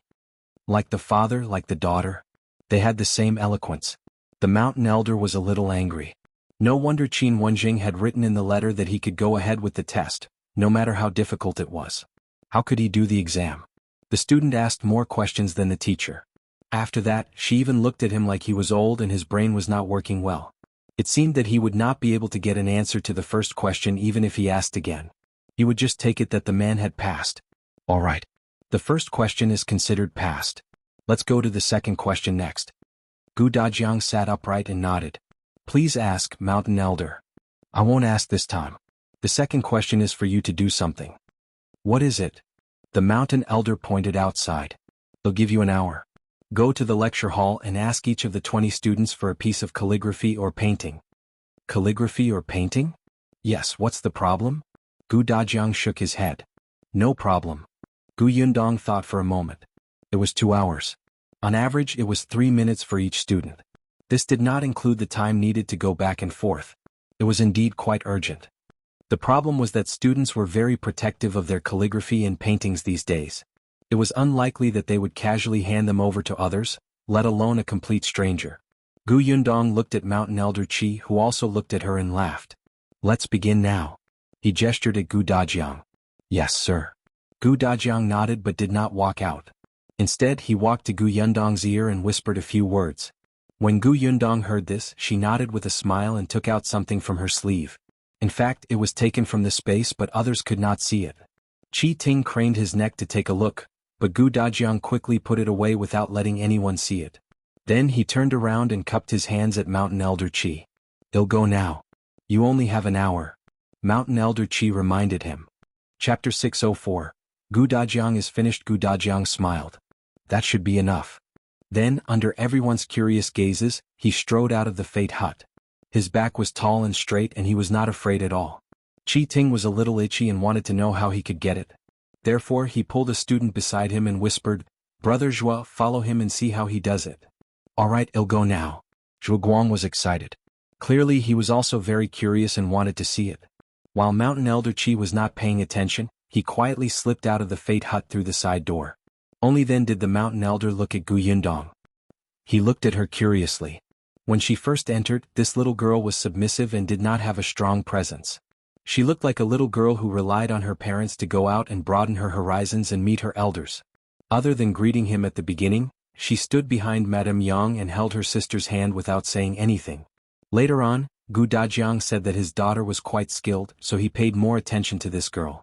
Until she couldn't help but burst out laughing. When she answered his question, she had a calm and composed image without any fear. Her presence was so strong that no one could ignore her.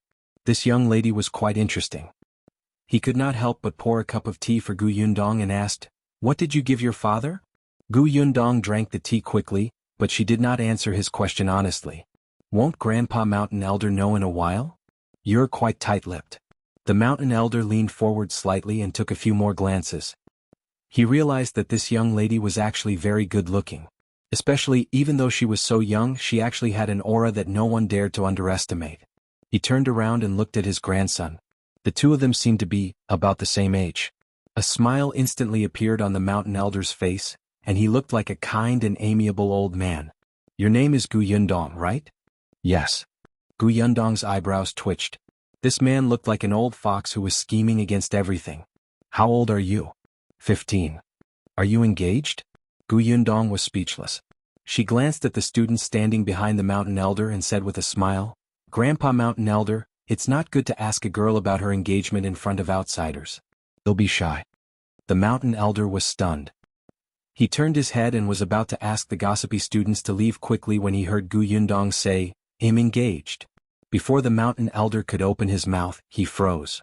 Wait, you just said that you would be shy, but now you're saying that you're engaged. Can your words and actions match? The Mountain Elder didn't want to speak. He took 2 more sips of water before stopping. Meanwhile, Gu Dajiang had already walked quickly to the lecture hall. Tianhai Academy was huge and there were several lecture halls. Coincidentally, it was the time for the students to rest after class. However, there were still many people sitting in the classroom and studying quietly. There was not much noise in the entire classroom. Gu Dajiang skipped such lecture halls. He was looking for places where there weren't many people in the classroom, and the students gathered in groups of 2 or 3 to talk or discuss. It was not until he found the third room that his eyes lit up and he strode in. Zhuangzi, who was following behind, looked up. Oh, this man had chosen the most difficult place. He was finished. He immediately leaned against the wall outside the lecture hall and waited to watch the commotion. Chapter 605. Stallion painting. There were always students in every academy who didn't love to study but had no choice but to come to class. For example, the lecture hall that Gu Dajiang had entered. Seeing a stranger, the students in the lecture hall looked up in surprise and frowned at him. Gu Dajiang took out the paper he had just taken from Gu Yundong from his sleeve and carefully unfolded the paper. Then he raised it for everyone to see. The students in the lecture hall were stunned, but they still subconsciously looked at the picture. There were 2 horses drawn on the map. 2 horses that were running wildly and full of fighting spirit. The horses were drawn vividly. Not only were they realistic but they also gave off the feeling of metal and war. One could not help but feel excited when they saw them. It was just like how men nowadays treat cars as their wives. Those days, horses were men's favorite, even for these students who studied in school all day and occasionally learned how to ride horses and shoot arrows. The moment they saw the picture of the horses, their gaze was fixed on it. 2 people could not help but come forward. When the others saw this, regardless of whether they were interested or not, they would follow. This was enough for Gu Dajiang. Your picture of horses looks pretty good. Did you draw it? Someone asked. Gu Dajiang shook his head. It was drawn by a skilled artist. Skilled artist? A student sneered. To say that the artist was skilled in the Tianhai Academy, which was filled with talents. Was he joking? However, very quickly someone realized that this painting was really different. The layman only looked at the surface. As long as it was good-looking, it was fine. The expert looked at the technique. Gradually, some students came closer to look at the composition of the horses, and some students who liked painting and calligraphy slowly became excited. This is a charcoal painting that has become popular recently, but this is the first time I've seen such a delicate and smooth painting. Look at these lines. They're fine and powerful, and they're dyed layer by layer from shallow to deep. Moreover, the effect of light and dark has a strong conflict, making the 2 horses look instantly tall and mighty, making people feel a terrifying pressure. It's as if the horses are galloping towards you, and they're about to appear. Good, this is simply too wonderful. People without skills can't draw such a painting at all. That's right. This painting is the best charcoal painting I've ever seen. Is that so? There were also students who were not very talented in painting. Hearing this, they asked, better than our academy's Master Xia? Although Master Xia has very high attainments in painting and calligraphy, he has only just begun to study charcoal painting after all. It does feel a little lacking. Last time I saw Master Xia throwing paper all over the ground. He seemed to be very troubled too. Gu Dajiang remained silent as he watched them discuss. After a while, someone finally came out and asked him, Brother, you said this was the work by a skilled painter. I wonder where that painter is. Can you introduce him? Gu Dajiang shook his head. That painter keeps a low profile, so it's not convenient to meet them. However, if everyone present wants to improve your painting skills, there's a way. What is it? Someone immediately said anxiously, I've drawn many charcoal drawings like this, but it's always not smooth enough. I don't know what's wrong. Tell me, how can I improve it? There were also people who expressed their doubts. Brother, aren't you being too confident? Everyone encounters different problems. You only have one method and not everyone can use it. Chapter 606. Completed. Gu Dajiang placed the painting in his hand on the podium and let the others continue watching. Then he faced the student who had raised the question and said, You're right. Everyone encounters different problems. Therefore, if there's a brother who has drawn with charcoal and feels that there's anything he's not satisfied with, and he needs someone to help him take a look, he can bring the painting over. He'll personally show it to that artist. Everyone was stunned. Gu Dajiang continued, After the artist finishes reading it, they will naturally write down what you should pay attention to. Everyone here is a learned person. I believe that as long as you're given some pointers, you will definitely be enlightened. Your painting skills will more or less improve. Everyone looked at each other. That was indeed the case. Whether it was learning or painting, there were times when they lacked a little enlightenment. They were very tempted, so Gu Dajiang continued, If everyone is interested, you can give the painting to me now. I'm Gu Zicheng, about to become a student of Tianhai Academy. I want to destroy my future and deceive everyone. I promise to return the painting before school ends today. Of course, if everyone doesn't believe me, you can ask student Zhuang, who is standing at the door. Zhuang, who was leaning against the door listening to the commotion and marveling at Gu Dajiang's wit, was tempted to see the painting with his own eyes. He was so shocked that he stood up straight. Two students immediately came out of the lecture hall. Seeing that he was really there, they immediately surrounded him and asked him if it was true. Zhuang was speechless. How did he become Gu Dajiang's guarantor? No, he thought that his whereabouts were very secretive. How did Gu Dajiang know that he was outside? Furthermore, he even knows my name? Is Gu Dajiang that smart? Because he was too shocked, Zhuang did not have time to refute at all. He only nodded subconsciously. Zhuang was relatively close to the mountain elder's grandson, Qi Ting. Most of the students recognized him. With him as a witness, Gu Dajiang's words became much more believable. Therefore, someone quickly took out their painting and handed it to Gu Dajiang. With the first one there would be a second one. This kind of thing that was helpful to their painting skills was rare. Even students who did not have a deep understanding of painting would not let go of such an opportunity. When Gu Dajiang saw this, he hurriedly said, "The artist only has limited time, so they can only accept 20 paintings. It's not appropriate to accept too many." Only 20 paintings? As soon as he said this, the other students who were still hesitating did not dare to delay anymore and quickly opened their cases. There were also paintings left at home or in the schoolhouse. It would definitely be too late to get them now. So someone went to the next lecture hall and told his close classmates about it. Gradually, the students from the other lecture halls came over. In just a short while, the 20 works requested by Mountain Elder Qi had been collected. Gu Dajiang was a man of his word. He decisively stopped when he received 20 paintings. He gathered the paintings and left. Some students wanted him to make an exception, but Gu Dajiang shook his head and said solemnly, "Painting and calligraphy should be slowly appreciated. If there are too many of them and the artist doesn't have much time, won't they be irresponsible if they look at them one by one quickly? Then they will disappoint everyone's trust." He was right. Although everyone was disappointed, they could only nod and let Gu Dajiang leave. They only repeatedly reminded him, "You have to bring the paintings back before school ends." "Don't worry." Gu Dajiang nodded solemnly. Chapter 607, You Gave It to Him? Zhuang, who was outside the door, calculated that only half of the time had passed. Wasn't this speed a little too fast? Was Gu Dajiang the devil? No wonder Master Qin, who made Qi Ting hate him so much, would personally introduce him to Mountain Elder Qi. Zhuang shook his head and hurriedly ran towards the Fate Hut. He ran fast, and when he arrived he was panting and covered in sweat. The student who was waiting for him at the door was a little surprised. "Why are you back so quickly? How is it? Can Gu Zicheng do it?" Zhuang took 2 deep breaths before swallowing his dry throat and nodding. "He did it. He's on his way back now." That person was stunned and exclaimed, "He did it? In such a short period of time?" Everyone in the Fate Hut heard it. Mountain Elder Qi immediately let Zhuang in. Qi Ting couldn't wait. "How did he do it? Tell me." It was Mountain Elder Qi who poured him a glass of water first and let him drink it. "Take your time." After he went to the lecture hall, he took out a painting. Zhuang recounted everything that Gu Dajiang had done along the way. He spoke vividly and occasionally with body language. Perhaps because he was too shocked by Gu Dajiang's actions, he couldn't help but exaggerate. Hence, Gu Dajiang, who was presented to everyone, was simply like a genius. With just a few words, he could settle the matter that everyone felt was extremely difficult. Qi Ting and the others really didn't expect him to have such a move. After hearing this, they couldn't help but fall silent. They had also thought about what they would do if they were in his shoes. Their first thought was to ask them one by one and persuade them. However, this method took time and the success rate was not high.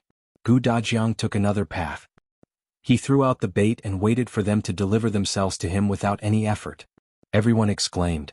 At this moment they had a whole new level of respect for Gu Dajiang. Only Mountain Elder Qi seemed to be deep in thought. After a while, he looked at Gu Yundong and said with a smile, "So, the thing you secretly gave your father previously was that steed painting?" "Yes." This time, Gu Yundong's answer was very straightforward. "Who drew that picture? Qin Wenjing?" As soon as the Mountain Elder finished speaking, he heard Qi Ting say, "Qin Wenjing drew it? Then I have to see how outstanding it is." After saying that, he looked at Zhuang. "Have you seen it before?" Zhuang looked bitter. "I didn't go in." Gu Yundong actually wanted to proudly announce that she had drawn it, but she could not get a word in. Now that conditions allowed it, painting was her hobby. Naturally, Gu Yundong could not bear to leave it behind. When she was free, she would pick up a pen and paper to write and draw to adjust her mood. She often had the illusion that she was still deep in the apocalypse. It was only when she picked up the charcoal pen that the comfortable feeling seemed real. She had drawn many things, including flowers, trees, stone mills, fruits, and vegetables. She would draw anything she could see. Now her skills were getting better and better. She had drawn the picture of the horses not long ago. After drawing it, she placed it in her space. Previously, her father had asked her if she had any paintings in the carriage. He wanted to borrow them. Gu Yundong took out the painting on the spot and said that she happened to have it with her, so she handed it to him. As she was thinking, steady footsteps came from outside the door. Chapter 608. The third question. Gu Dajiang returned with the 20-odd paintings. As soon as he entered, he said to Mountain Elder Qi, "I didn't disappoint you. I've already brought back all the paintings." Mountain Elder Qi was speechless. He already knew the process. The completion rate of the matter was far beyond his expectations. He asked Gu Dajiang to put all 20 paintings on the table and looked at them one by one. There was indeed no problem. Finally, Mountain Elder Qi's gaze landed on the horse painting in Gu Dajiang's hand. The others did the same, but Mountain Elder Qi didn't say anything, so they could only wait. However, Mountain Elder Qi quickly retracted his gaze and asked him curiously, "You used this painting to attract other students. If you didn't have this painting on hand, how could you take back these 20 paintings?" Gu Dajiang said, "Then I can only ask other students for them. There are some students in the academy who don't have good family backgrounds. They sell paintings or help others write letters to support themselves financially. There should be more than one who wants to reduce the burden. As long as I find one, that student will definitely be able to help me find the other 19. Although there were students in the academy who spent money like water and cared about their reputation despite their family's difficulties, there were definitely students who wanted to reduce their family's burden and rely on themselves. Naturally, there were also such students who formed groups. Gu Dajiang actually empathized with such people, so he could tell at a glance. As long as he secretly negotiated with them, he believed that it wouldn't be long before he could complete the mission. The mountain elder raised his eyebrows. It made sense. What if you're penniless and don't have the ability to buy their paintings? Gu Dajiang wasn't afraid. Then I'd tell them that I know someone who will buy their paintings and I can still take back these 20 paintings. Even if these students didn't believe him, it was fine. There was still Zhuangzi, right? This guy could still vouch for him. Mountain Elder Qi laughed out loud and looked at Gu Dajiang with even more satisfaction. As expected of someone introduced by Qin Wenjing. His thoughts were novel and not pedantic. He was flexible and would not pretend to be noble. Very good. It was the same for the first question. He knew to avoid the difficult matter and find a breakthrough elsewhere. He would not be so stubborn as to think of an answer. If he offended his wife and daughter, he would end up in a situation where his family was at odds. After the mountain elder finished laughing, a malicious expression suddenly appeared on his face. Gu Yundong's mouth twitched. "Grandpa Mountain Elder, you should practice your facial management. In the past, when you were an official, did you often suffer because others saw your expression? Was that why you resigned early and came back to teach?" The mountain elder said, "Regarding the second question, you have indeed passed. However, although you have brought back these paintings, you have also promised those students that before the school ends, you will get the artist to point out the shortcomings in the paintings. Now that it's almost noon, it's too late for you to give the paintings to the artist before taking them back. Besides, don't forget that I still have a third question waiting for you." He knocked on the table with a smile and glanced at the paintings on the table. "Even if it's an expedient, you can't go back on your word to others. If you enter school in the future, you won't have the face to talk to these classmates, right?" Mountain Elder Qi felt that the artist Gu Dajiang was talking about was most likely Qin Wenjing. Unless Qin Wenjing was in the prefectural city, he would never be able to bring the paintings back to the academy before the school ended. But Qin Wenjing was in Fengkai County. Chapter 609. Should I remind Gu Yundong? Gu Dajiang wasn't nervous. "It's indeed almost noon. Please give me the third question." The mountain elder was stunned. Did she not understand what he said just now? That shouldn't be the case. Gu Dajiang was such a smart person. It was only when he saw Gu Yundong stand up and carry the 20 paintings back that he was slightly stunned and came to a realization. That's right, Gu Dajiang still had his sharp-tongued daughter. Gu Dajiang could pass the third test in peace while his daughter took the paintings away and get help. "Alright, then I'll talk about the third one." Mountain Elder Qi said, The third one isn't difficult. You have to go to a lecture hall that's in the middle of a lesson. After you're done listening, write an essay for me. The third was the true test of Gu Dajiang's knowledge. It was really not difficult in a way. Most people who had read books knew how to write an article. Moreover, this article did not have any restrictions. You could cut in from any angle and do whatever you wanted. However, it was difficult in another way. After all, the person reviewing the article was Mountain Elder Qi. As the Mountain Elder of an academy and an official for many years, it was said that he had participated in the imperial examination in the past. To Mountain Elder Qi, who had read too many good essays, an essay that was too mediocre and not eye-catching would disappoint him. Furthermore, although Gu Dajiang had read many books and had written some articles in private, no one helped him review them. There was no interaction. It was a weakness. Gu Dajiang felt that this was the true test for him. The Mountain Elder looked at him and frowned slightly. He asked, "Why? Is there a problem?" "No." He shook his head and said, "It's just that my wife and daughter ate breakfast early. When I finish writing the essay after class, it would be past noon. I don't want them to wait with me on an empty stomach." Mountain Elder Qi nodded, but he thought to himself that Gu Dajiang was probably finding an excuse for his daughter to leave the academy with the paintings, right? However, he did not want to do as Gu Dajiang wished. "It doesn't matter. The academy has a canteen. They'll get someone to bring you some food. The weather is hot now. It's inconvenient for them to go out in the afternoon. You don't want them to be tired, right?" "In that case, thank you, Mountain Elder." Gu Dajiang bowed deeply. "Then he'll go to the lecture hall." The Mountain Elder was stunned. He agreed just like that? Shouldn't he persevere a little? He suddenly felt like he was punching cotton. He clearly had a bad idea in his heart, but the other party did not seem to take the blow as he had imagined. It was simply too bad. Gu Dajiang turned around and left.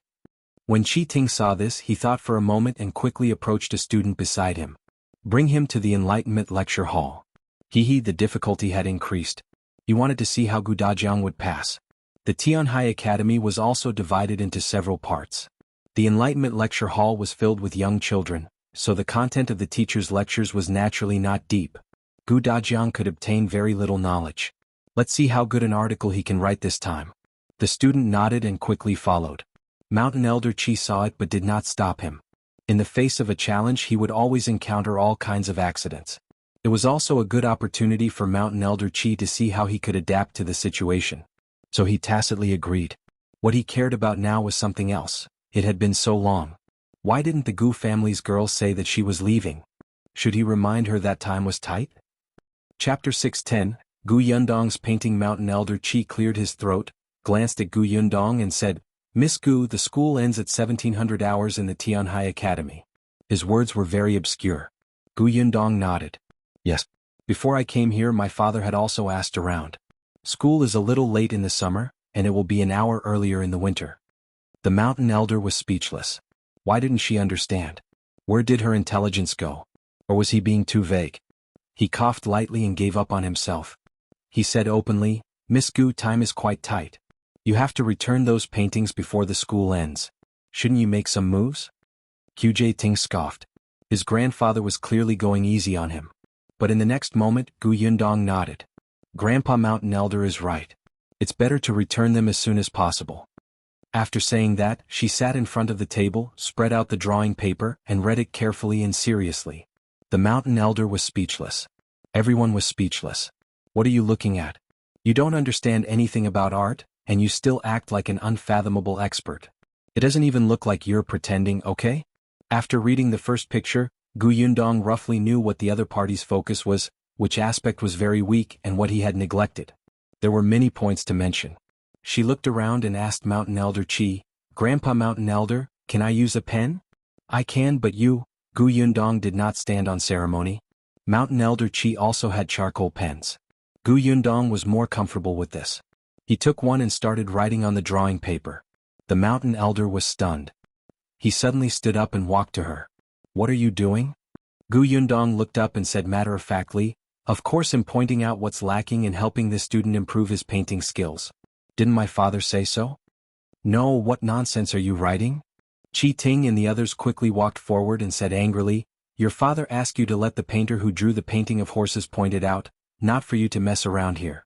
Do you know how much the students of our academy cherish these paintings? How can they let you paint randomly on them?" Do you know that you've ruined their hard work? The others nodded one after another, as if they could empathize with someone who did not take their intentions seriously. Miss Gu, your father promised to return the painting before the school ends. We understand that he doesn't want to go back on his word and deceive the students, but we can't let you fool us, right? Miss Gu, if your father really can't do it, it's not a big deal to return the paintings and apologize. That's right. It's too disrespectful to write on someone else's painting so casually. The mountain elder frowned and turned his head to glare at his grandson and the other students. All right, what are you all talking about? Miss Gu hasn't said a word and you've already lambasting him. All of you aren't young anymore. What if you scare her?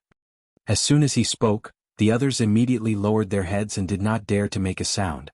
Weren't they too anxious and afraid that she would destroy someone else's things? They didn't really want to scare her. Gu Yundong was helpless. She unfolded the painting of horses that her father had left behind before he left. I drew this painting. The artist that my father mentioned is me. Mountain Elder Qi? The others? What are you talking about? The wind's too strong. I don't think I heard you properly. Chapter 6:11. Cute students. The mountain elder could not help but look at Gu Yundong. Then he lowered his head and looked at the picture of horses on the table. Then he continued to look at Gu Yundong and then at the picture of horses. He repeated this several times, but he was still in a daze. The others did the same thing. Gu Yundong wanted to laugh. Thinking about it, it made sense. If it were her, she wouldn't believe it either. After a while, someone finally asked with difficulty, You're not bluffing, right? Gu Yundong simply took out a piece of drawing paper from the side and twirled the charcoal pen in her hand. Then she placed it on the paper and started drawing. Her movements were very fast. It was obvious that she was familiar with it, as if she had practiced it thousands of times. Not long after, a simple version of Mountain Elder Qi appeared on the paper. It looked very smooth. The picture of horses was really drawn by me. Gu Yundong emphasized it again and said helplessly, So my father did not lie to anyone. Now, can I write on the painting? Everyone was stunned by Gu Yundong's actions. When they heard her question, they subconsciously nodded. Gu Yundong ignored them and lowered her head to look at the second painting. After she finished writing her opinion, a student suddenly jumped in front of Gu Yundong. His face was red and he said excitedly, You actually drew the picture of horses. Miss Gu, your drawing skills are too good. Actually, I'm very interested in charcoal drawing. I have many works in my dormitory. Can you help me take a look? Please visit Site Histories, C0M, maybe Y0 you will Eng0 Y the captivating SH0 RTST0 rise. And me? I've been thinking about it for days. Miss, please wait a moment. I'll go to the schoolhouse to get the painting. Gu Yundong raised her head and looked at these people in surprise. These days, most of the students were aloof, especially in terms of learning. They might not look down on women, but they were definitely unwilling to consult a girl who was younger than them. It would make them feel embarrassed. Qin Wenjing was an exception. From his attitude towards his wife, it could be seen that he respected women and would not underestimate them. But Gu Yundong suddenly felt that it was the right choice for her father to come to Tianhai Academy to study. Of course, Gu Yundong did not mind interacting more with such a group of adorable students who were modestly asking questions and focused on improving their knowledge. However, the mountain elder was unhappy. He coughed lightly and said with a frown, All right. All of you are squeezing in front of the girl. What's wrong with you? Where are the rules and etiquette you learned? Also, how long have you been in the Fate Hut? It's time for class. Aren't you going back? Everyone shrunk their necks from the scolding. They wanted to say something, but they did not dare to. In the end, they could only turn their heads to look at Qi Ting. Qi Ting himself wanted to squeeze forward, but unfortunately he was young and short. He was actually blocked behind. At this moment he was depressed. Therefore he completely ignored the gazes of the others. The mountain elder glared at everyone again. Only then did these people lower their heads and leave dejectedly. Qi Ting did not leave. The mountain elder frowned and looked at him majestically. What? Are you still not leaving? Grandfather, there are important guests at home. As the host, how can I not stay and entertain them? Qi Ting said righteously. Moreover, it's almost noon. I'll go to the canteen to get food for them. With that, he ran to the reception hall to get the food box and left. As soon as he left, Mountain Elder Qi pursed his lips. He immediately moved a chair and sat beside Gu Yundong calmly. Chapter 6:12. I'm guiding you, Gu Yundong. Where were the rules and etiquette? The mountain elder said in all seriousness, I'll just sit at the side. You do your thing and I'll watch mine. Don't worry, I won't make a sound to disturb you. Gu Yundong's hand that was holding the charcoal pen was a little stiff. Mountain Elder Qi, you've been an official for many years and have an imposing aura. You're already disturbing me by sitting beside me, okay? Hurry up. You have a total of 20 paintings. Mountain Elder Qi still had a serious expression. They'll take the opportunity to see how your handwriting is and give you some pointers.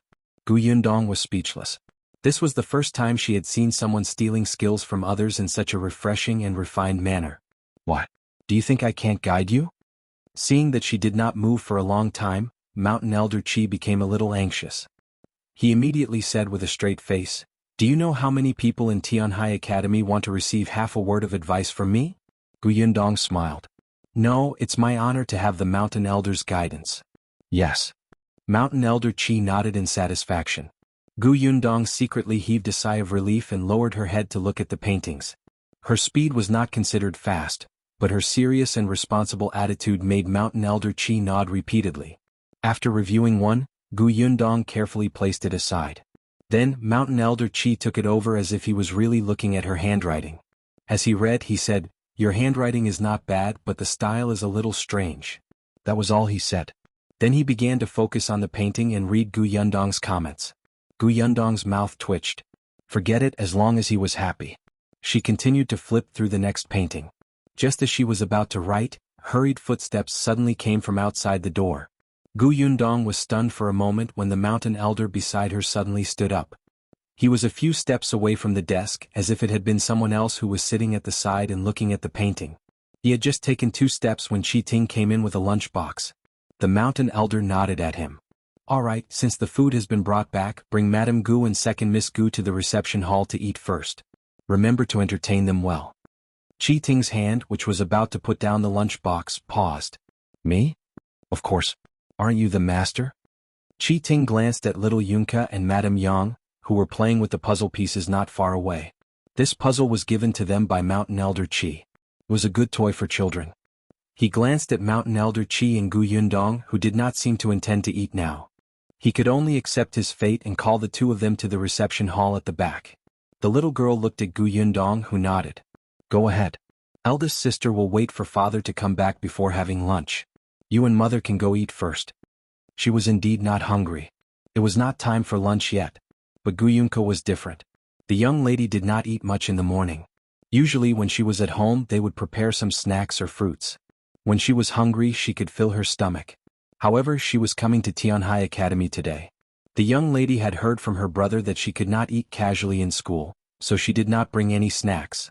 In fact, she was already a little hungry. With Gu Yundong's approval, she put down the puzzle and obediently held Madame Yang's hand as she followed behind Qi Ting. Gu Yundong continued to examine the paintings on the table. Qi Ting led them to wash their hands first. Madame Yang and Gu Yunka were quiet. After washing their hands, Madame Yang wiped her hands with a handkerchief. Qi Ting watched from the side. He was about to say that a brat was a brat who needed someone else to wipe her hands.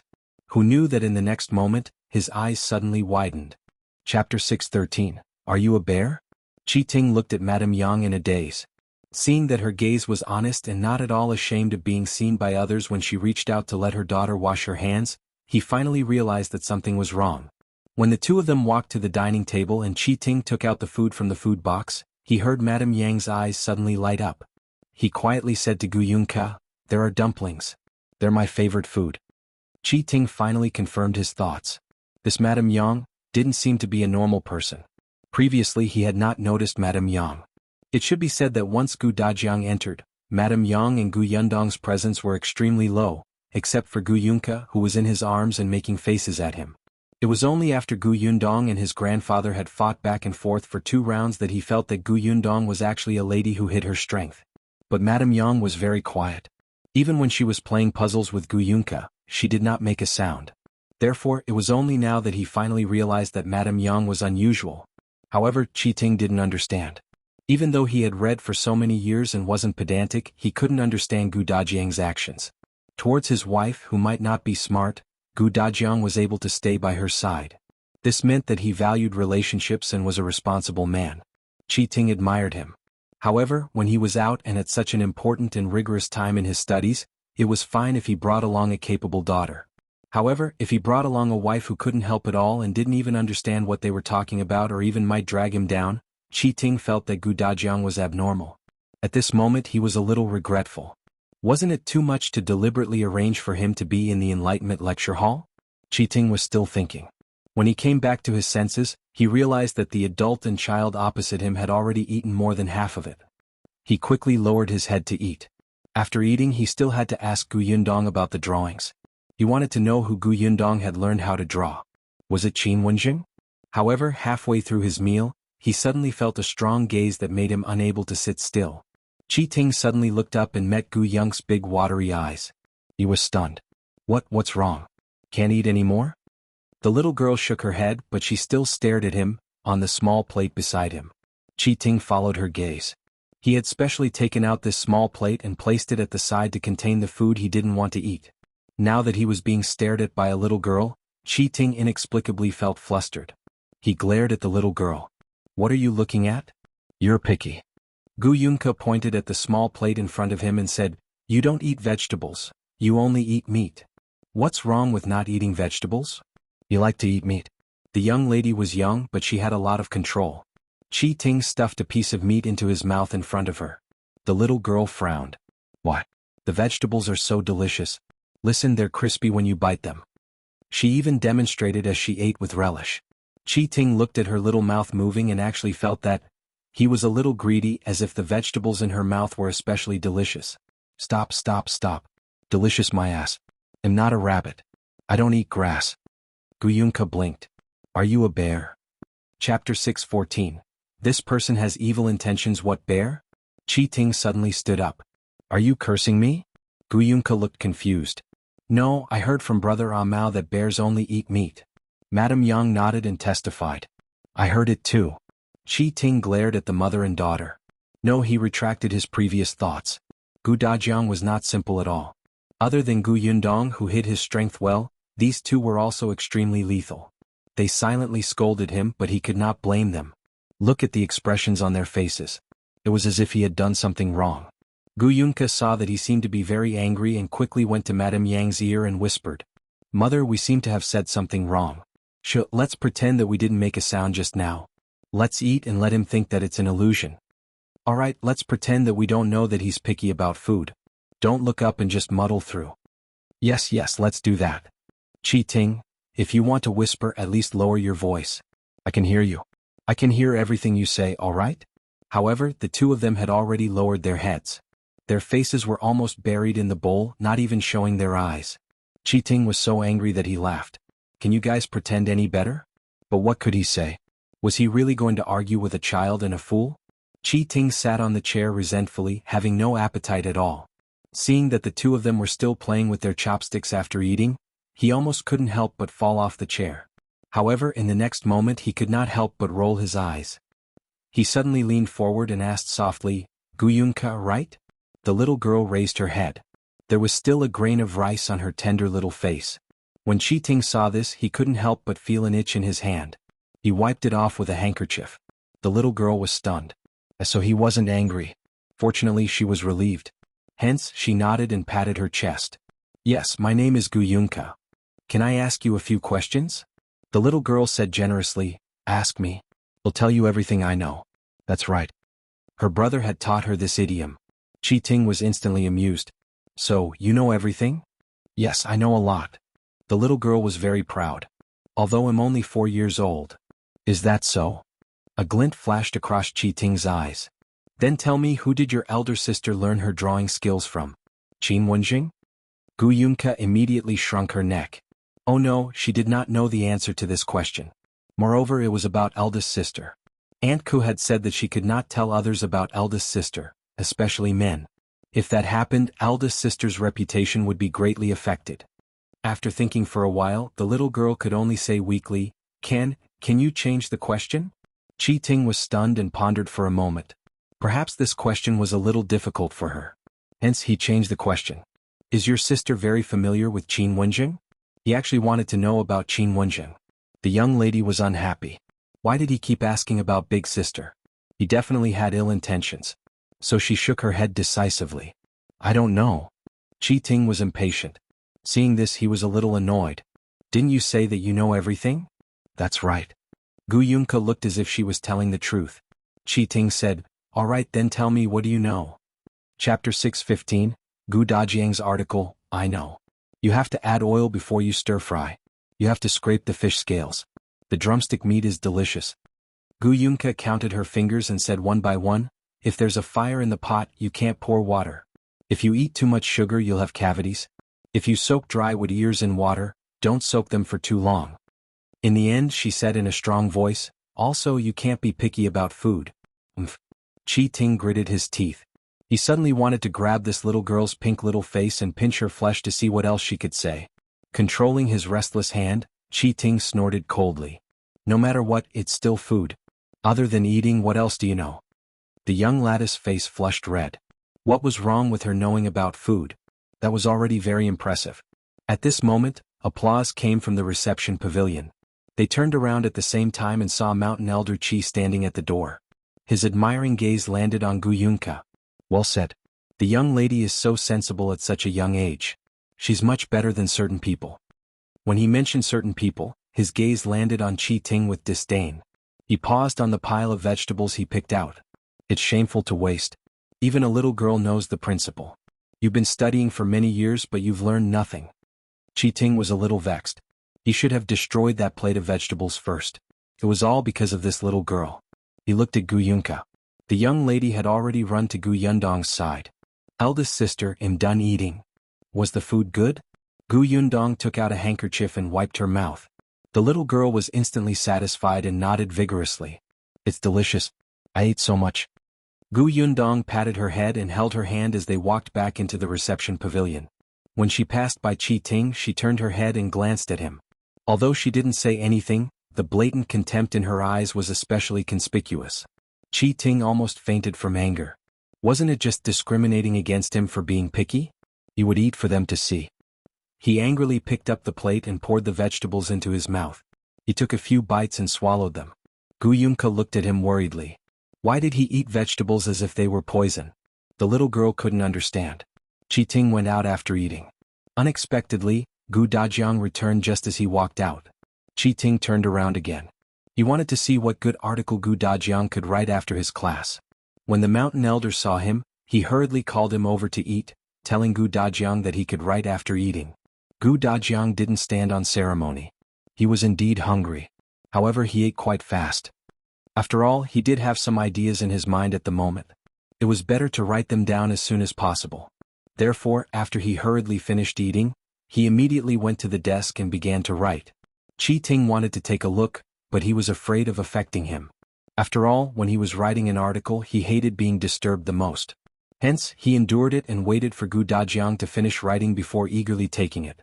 But Mountain Elder Qi was one step ahead of him and picked up the article first. Qi Ting was speechless. This was really his biological grandfather. As if he did not see Qi Ting, the mountain elder sat in his seat and poured himself a cup of tea. Then he began to savor it leisurely. After reading 2 sentences, he suddenly paused and looked up at Gu Dajiang in surprise. You. Chapter 6:16.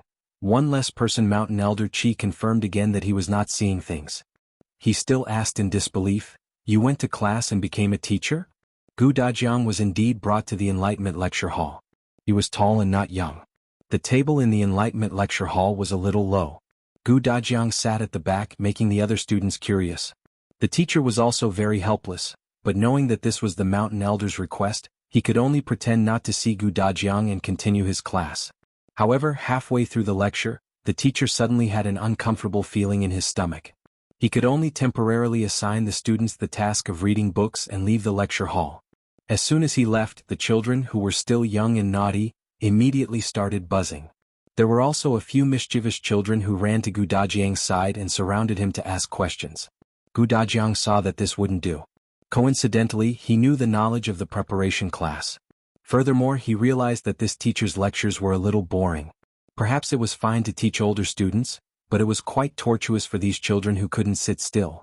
Gu Dajiang happened to be a very patient person with children. Whether it was Gu Yundong or Gu Yunxiu, he had taught them at home. He was experienced. Moreover, ever since Yunxiu went to school, he would come back every day and talk about the school and the interesting things he did with Yuanji. Gu Dajiang gradually figured out the attitude of students at this age. Therefore, facing these students who were about the same age as his son, Gu Dajiang lectured like a storyteller. Soon, people listened and memorized the knowledge in the books. In the article that Gu Dajiang was writing, he was elaborating on the point of view of teaching according to one's aptitude. The mountain elder's eyes lit up as he nodded repeatedly. Good, well written. The novelty of the angle, the novelty of the argument. The article proved his point in several ways. Not only did the article have a deeper meaning, but he also knew very well that this article was for him, the mountain elder, to read. What did the mountain elder care about? Of course it was the academy's teaching. This article was simply to the mountain elder's liking. Mountain elder Qi laughed out loud after reading it. He stood up and patted Gu Dajiang's shoulder. You completed all 3 questions and you completed them very well. Gu Dajiang, welcome to the Tianhai Academy. From tomorrow onwards you can come to the academy to study. Gu Dajiang's eyes lit up as he finally heaved a sigh of relief. Thank you, Mountain Elder. Mountain Elder Qi was very happy. Qin Wenjing had indeed introduced him to a good student. Even if Gu Dajiang did not obtain a good ranking in the imperial examination in the future, he was destined to be a talent. He put away the article and walked to the side to write a letter for him. When you come tomorrow, bring this post to Supervisor He. You will arrange everything. Thank you, Mountain Elder. Gu Dajiang received it cautiously, feeling delighted. As for these 20 paintings, just leave them here for now. I'll get someone to return them to those students before school ends. Yes, Gu Dajiang naturally agreed. When he looked up, he saw that Mountain Elder Qi looked a little tired. He knew that the man had been busy for half a day, so he immediately bade him farewell. The Mountain Elder nodded and asked Qi Ting to send him out of the academy. Although Qi Ting was choked by the Gu family several times, he admired them at the same time and did not refuse. Moreover, as he walked towards the entrance, he explained some things about the academy to him. Gu Dajiang was grateful. Qi Ting was a little smug and his pace could not help but slow down. Who knew that even so, when he turned around by chance, he still realized that someone was missing behind him. Chapter 6:17. Don't be strange. Qi Ting was dumbfounded. Wasn't there only one road here? How could someone get lost after taking a turn? Gu Dajiang also realized that his daughter was missing? He and Qi Ting looked at each other. Just as he was about to turn around and look for her, he heard a familiar voice coming from the corner. They went back and saw Gu Yundong standing there talking to someone. Sir, how much have you stuck? Just as he turned around, Qi Ting happened to hear this. He looked at the old man standing opposite Gu Yundong.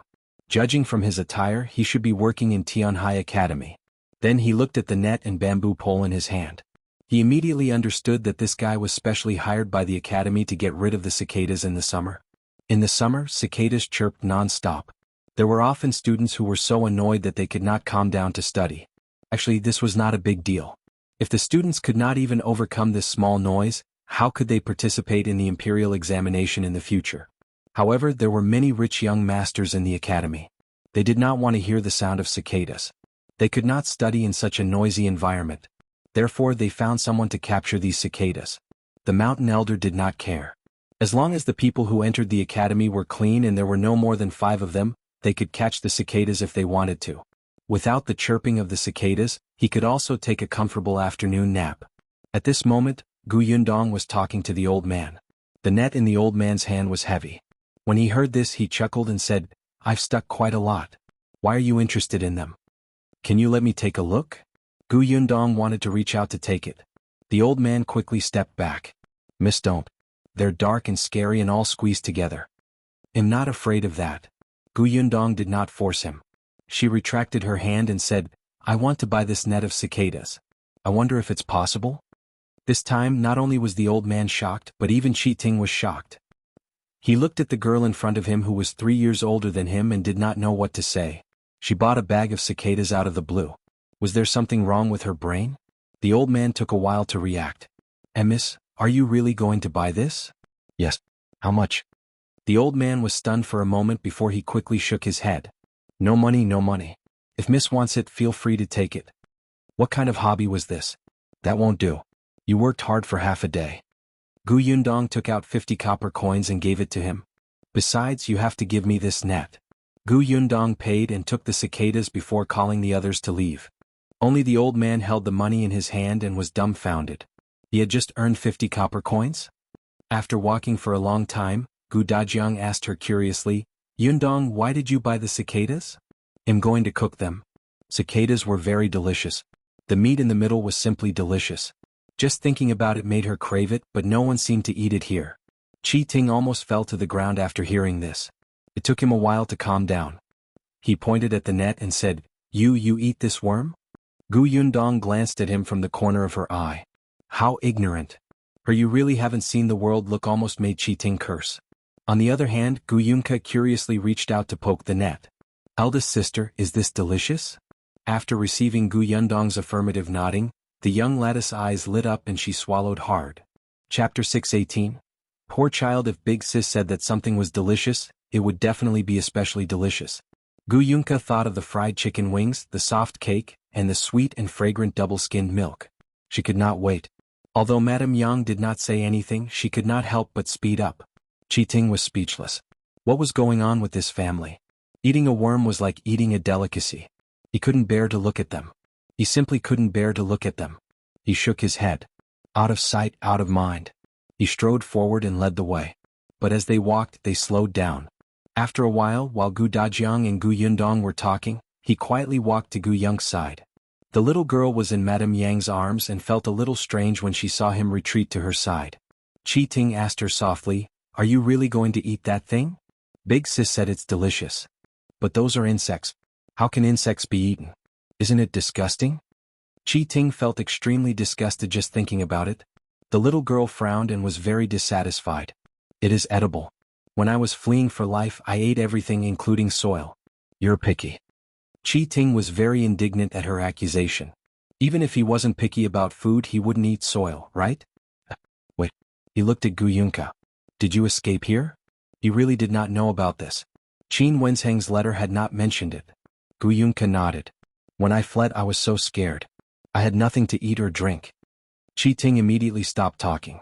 Although he had not personally experienced that disaster, he had heard a lot. Last year, when he walked on the streets, he could see many emaciated refugees in ragged clothes. The desire in their eyes could scare him. Thinking about how this chubby little girl in front of him was only 4 years old, she probably couldn't even walk steadily last year. No wonder she wasn't picky about anything now. As long as it was edible, it didn't matter if it was insects or grass. It could be seen that she had suffered a lot. Qi Ting touched her little head with sympathy. The little girl blinked. What was going on? Qi Ting sighed and suddenly turned around to run. Gu Yunka was speechless. Did she say anything just now? Gu Dajiang and Gu Yundong turned around when they heard the commotion behind them. They were confused. However, forget it. Even without Qi Ting, they could still find a way out.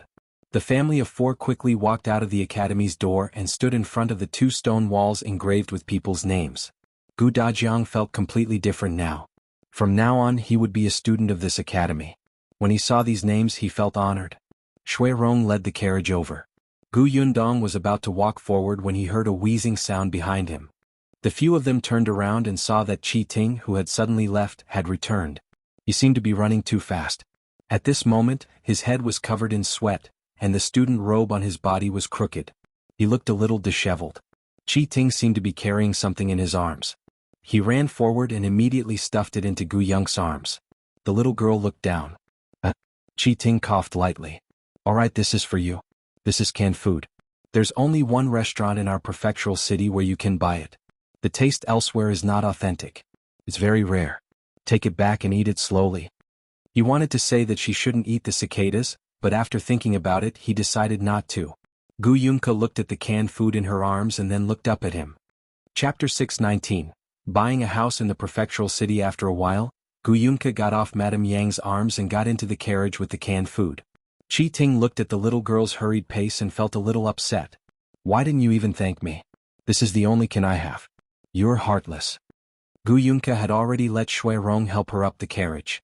She took out 2 cans from the cabinet inside and was carried down by Shui Rong. She ran back to Qi Ting and handed him the cans. Here. Qi Ting looked at the 2 cans in his hand in a daze and heard the little girl's crisp voice. I have a lot of cans. If you want them, come and buy them in the future. These 2 cans are for you. You'll have to pay in the future. After giving her instructions carefully, she waved her hand. I'm leaving. Goodbye. The young lady ran back and was helped into the carriage by Shui Rong. After the carriage started moving again and gradually left without a trace, Qi Ting lowered his eyes and looked at the 2 bottles of canned food in his arms. He muttered, I already said that the other places are not authentic. Even if there are a lot of cans, they won't be delicious. Before he could finish speaking, he turned around and happened to see the word Gu engraved at the bottom of the bottle. Gu? Qi Ting was stunned. Yes, wasn't Gu Dajiang's surname Gu? No, it couldn't be, right? At this moment, the little girl was also holding the can in her arms. She felt that Qi Ting was a strange person. One moment he looked like a good person and the next moment he looked like a bad person. It was too complicated. After thinking for a while, she gave up and went to grab the cicadas and Gu Yundong shant. Gu Yundong let her be and turned to talk to Shui Rong. Have you found a broker? I found one. There in the alley ahead not far. Gu Yundong had thought about it. If her father wanted to study here, her mother would probably have to accompany him. Gu Dajiang was not suitable to live in the academy's dormitory. It was necessary to buy a house nearby. Firstly, it was for his father to stay. Secondly, she would have a place to rest in the prefectural city. Therefore, before their family entered the academy to meet mountain elder Qi, Gu Yundong had asked Shui Rong to look for a nearby broker. Not long after, the carriage stopped at the entrance of an alley. Indeed, a middle-aged man with a fan stood by the road. When he saw Shui Rong, he immediately retracted his fan and hurriedly welcomed him with a smile. It's Master Gu, right? He stood beside the carriage and personally helped Gu Dajiang down. He smiled and said, Brother Shui told me that Master Gu is about to study at Tianhai Academy. Congratulations, Master Gu. This was the first person to congratulate him after leaving the academy. Although Gu Dajiang didn't show it on his face, his heart was really delighted. As expected of a broker. He was too eloquent. Gu Yundong also got out of the carriage. On such a hot day, she did not let Madame Yang and Gu Yunka cause trouble. She directly asked Shui Rong to send them back first. It was enough to have her and her father to look for a house. After the carriage left, the broker began to introduce, this place is close to the academy, so there must be a shortage of houses. Many people are unwilling to sell, so they rented the houses to those students. Little brother Shui told me about Master Gus' request. I have 3 good ones on hand. I'll take you to see the house in front first. This way, please. Perhaps because it was close to Tianhai Academy, there were many houses here and it was quite lively. However, compared to the bustling city, it was much quieter. Chapter 620, Seducing Her Father? The first house the broker brought them to was a courtyard that was slightly larger than Aunt Kes' house. This place was the closest to the academy, and it was also the most suitable place for scholars to live. Because it was quiet, there were not many shops around. It was said that the few families next to it were all students of the Tianhai Academy. They often discussed knowledge together, and the learning atmosphere was rich. Most importantly, there were no random people coming and going. It was safe. Gu Dajiang and Gu Yundong went in to take a look. The house was indeed quite good. Although it was only one courtyard, it was enough. However, it was empty. There was no furniture at all. If they bought it, they would probably have to buy something new. The broker introduced as he walked, this house is still considered new. The original owner just moved out yesterday. If you had come 2 days earlier, I'm afraid they wouldn't have been able to vacate it. As he spoke, he checked their reactions. Gu Yundong did not say anything and Gu Dajiang did not show any expression. After looking around, the 3 of them came out. The broker led them to the second house. The second house was a little further away, but the road outside the gate was very wide. It was not a problem for 2 carriages to travel side by side. There were some grocery stores around that sold daily stuff. They were not big, but they were very convenient and not noisy. When Gu Dajiang and Gu Yundong reached the door, they liked this environment. Moreover, this house seemed to be new. It should have been renovated not long ago. The broker took the key and opened the door. Gu Yundong was about to walk forward when he saw the neighbor's door open and a woman walk out. She was slightly stunned when she saw Gu Yundong and his daughter standing at the door. The broker was already calling them over. Master Gu, Miss Gu, come in and take a look. Gu Yundong and his father entered the main gate and saw a persimmon tree planted in the courtyard. The tree was probably quite old and its branches had already reached the next door. It looked rather comfortable. The courtyard was quite big. Although there was no furniture, there were many rooms and the study, kitchen and guest rooms were clearly divided. The broker brought them around, but he still could not see any satisfaction or dissatisfaction on their faces. He immediately sighed inwardly. This courtyard was the best among the 3 families. The house was big and new and the location was good. Of course, the price was naturally the most expensive. However, the Gu family had yet to ask for the price. They could discuss it slowly. Let's go to the next house. Gu Yundong planned to check all of them before deciding. It was necessary to compare the goods. The broker acknowledged the order and led them out. Once the door was locked, he led Gu Yundong and her father to the third house. Unexpectedly, when they walked to the room next door, the woman they had seen previously also came out. She nodded slightly at them and left with her head lowered. The broker walked in front and didn't notice. Gu Dajiang seemed to be considering the advantages and disadvantages of the two houses. Only Gu Yundong keenly noticed that the woman had secretly winked at her father. Damn it, they had only met once and this woman was already trying to seduce her father? Gu Yundong's face instantly darkened. She turned back to look at the second family and instantly ruled out this option. What a joke.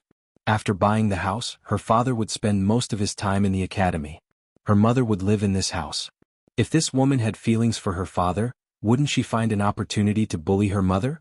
Madame Yang was not very vigilant against people. Chapter 621. Decided. Gu Yundong shivered and quickened his pace. The broker took them to the third house. This one had 2 courtyards. It was smaller than the previous one, but it was not bad. There were also shops around. There was a little noise, but it was very convenient to travel. What satisfied Gu Yundong the most was that there was a well about 10 meters away from the house. It was very convenient to get water. There was a river just beyond the end of the alley behind the house. It was also convenient to wash clothes. This place was very suitable for living, but it was not suitable for studying. Gu Yundong walked to Gu Dajiang's side and asked him softly, "Father, which of these 3 houses do you think is the best?" She thought that Gu Dajiang would choose the first school. The atmosphere there was the most intense. Unexpectedly, he pointed here and said, "This house is the best. It's neither big nor small and it's convenient to go out. If your mother wants to go shopping later, there's no need to go far away. If your mother wants to talk, there's no need to suppress her voice. Also, this courtyard can grow flowers for your mother." What Gu Dajiang didn't say was that Madame Yang used to like to plant flowers, but when she was in the Gu family, conditions didn't allow it. Later, when they arrived at Yongfu village, Gu Yundong did not know that she had such a hobby. She only saw her mother sometimes holding a kettle and watering the fruits and vegetables in the courtyard. Gu Yundong was speechless when she heard Gu Dajiang's reasons.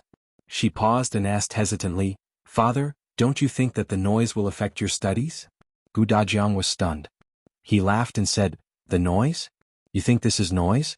In the past it was noisy in Gu village. When I was an accountant, there were countless customers coming and going in that restaurant. They kept talking every now and then. Yet I was still able to read books, right?" Gu Yundong slapped her forehead.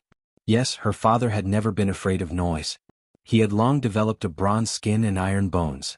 Moreover, this was a house with 2 courtyards. You would be reading in the study at the back and there was almost no sound. This one then? Gu Dajiang nodded. Seeing that they were whispering, the broker did not disturb them. Seeing that they were almost done with their discussion, he smiled and asked, "Master Gu, Miss Gu, have you thought about it? Do you like any of the 3 houses? If not, you have to find a place further away from the academy, or you can rent a house. However, it's always inconvenient to rent a house. The main reason is that if the owner suddenly don't want to rent the house anymore, it's very troublesome to find another house." Gu Yundong nodded. "What's the price of these 3 houses?" The broker knew that there was a chance when he heard that. He quickly said, "The first house is close to the academy. Although it's only 1 courtyard, it still costs 1,200 taels. The second house is big and it's a 2-courtyard house. Moreover, it has just been renovated and costs 1,700 taels of silver. As for the third house, it's also a 2-courtyard house, but it's a little small. It costs 1,500 taels of silver." Gu Dajiang was shocked. So expensive? This was almost comparable to the property prices in the capital, right? Gu Yundong also frowned, but she was more or less confident. This was the prefectural city, and weren't the houses here equivalent to school district houses? Modern school district houses were expensive, and ancient school district houses were not inferior. Moreover, Tianhai Academy had been here for 100 years. Didn't the houses around here get more expensive every year? Besides, as long as there was a top scholar or even an honorable scholar in the academy, the surroundings would be said to be a good place for outstanding people. 1,500 taels. Gu Yundong heaved a sigh of relief and asked the broker to find the owner. Chapter 622. Auntie Disdain. The owner lived not far away. When he heard that someone wanted to buy the house, he immediately rushed over. Gu Dajiang bargained with him, but the owner was very tight-lipped and refused to let go. "Master Gu, you also know that the houses here are at this price. It's not that I don't want to give you a discount, but we can't ruin the market, right? Besides, my house is indeed worth this price. To be honest, if it weren't for the fact that I'm a little tight on money recently, I really wouldn't have sold this house. Gu Yundong frowned. The weather was very hot and she really did not have the patience to bargain. In the end, both sides took a step back and agreed on 1,400 taels. After buying the house, Gu Yundong followed Gu Dajiang back to Aunt Kes' house. Aunt Kes' house had already been tidied up. As soon as Gu Yundong entered, she saw Madame Yang Tong Shui Tao and Gu Yunka squatting in the courtyard, dealing with the cicadas. Gu Yundong was speechless. When she was in the carriage, she had told the young lady how to prepare this thing, but she did not expect her to really do it as soon as they returned home. It seemed that it was almost done. Only Aunt Ku stood in the room with a look of disdain and refused to approach. Gu Yundong squatted down and took a look at the cicadas that Gu Yunka had handled. Yes, very good. She took off their wings and removed their heads and tails, leaving only a little bit of meat the size of a thumbnail. It was quite clean. The little girl looked up as if she was asking for praise. Big sister, did I do the right thing? That's right. You're smart. The little girl immediately smiled in satisfaction. She turned around and worked even harder to prepare the rest of the cicadas. Gu Yundong grabbed her hand and looked at it. The cicada's feet had small barbs. Gu Yunk's tender little fingers could easily be broken, but she was not afraid. Looking at her tender hands, they were all red. But when she met her expectant gaze, Gu Yundong could only smile helplessly and tap her forehead. All right, wash those first. Eldest sister will cook them. The cicadas would only taste good if they were stir-fried. She poured oil, added ginger, onions and garlic, and poured all the clean cicadas down. There was a tearing sound and the sound was pleasant to the ears. After a while, the fragrance exploded and instantly filled the entire kitchen. When Xiao Qingyuan and the others entered, the fragrance instantly entered their noses. Zhu followed the fragrance to the kitchen and was stunned when he saw the black cicadas. What is this? Meat. Gu Yundong smiled. Zhu stopped asking. No matter what meat it was, it smelled delicious. Therefore, when the 2 large plates of cicadas were served, Zhu couldn't wait to pick one up and stuff it into its mouth. Gu Yundong reminded him, remove the outer shell. Zhu hurriedly bit it open and dug out the meat inside. His eyes instantly widened. Delicious. What kind of meat is this? I've never eaten it before. It's too delicious. Aunt Ku, who was at the side, said coldly, that's cicada meat. It's the meat of the cicadas that are always so noisy on the tree. Worms. Zhu was stunned. Zhu also looked at the 2 plates of black things in surprise. Zheng Gang almost dropped his chopsticks. Xiao Qingyuan didn't mind. He had actually eaten it before, but in the past he had always roasted it and eaten it without cutting off the ends. Therefore he always felt that it had a bitter taste. So cicadas could only be partly eaten? He had learned something new. He quickly ate without any burden and even praised Gu Yundong. It's delicious. Then Zhu, Shu and Zheng Gang quickly reached their chopsticks into the plates. Chapter 623. Check the shop on the other side. Gu Yunka had already peeled off a pile of shells on the table. Tong Shuitao knew what this was.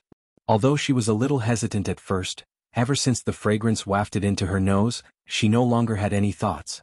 She quickly ate. The Gu family did not say anything. They did not think so before, but now they realized that there seemed to be a lot of people but too few cicadas. Aunt Ku had always despised it. Even though she had salivated because of the fragrance, she had never thought of eating it. However, now that she saw that everyone at the table was like the reincarnation of a hungry ghost and did not even have the time to speak, afraid that it would delay them from eating, she actually became suspicious. Was it really that delicious? She hesitated again and again. Seeing that everyone's heads were lowered, she finally couldn't help but secretly take one. Then she turned around as if nothing had happened and looked at the black cicada. She closed her eyes and bit it.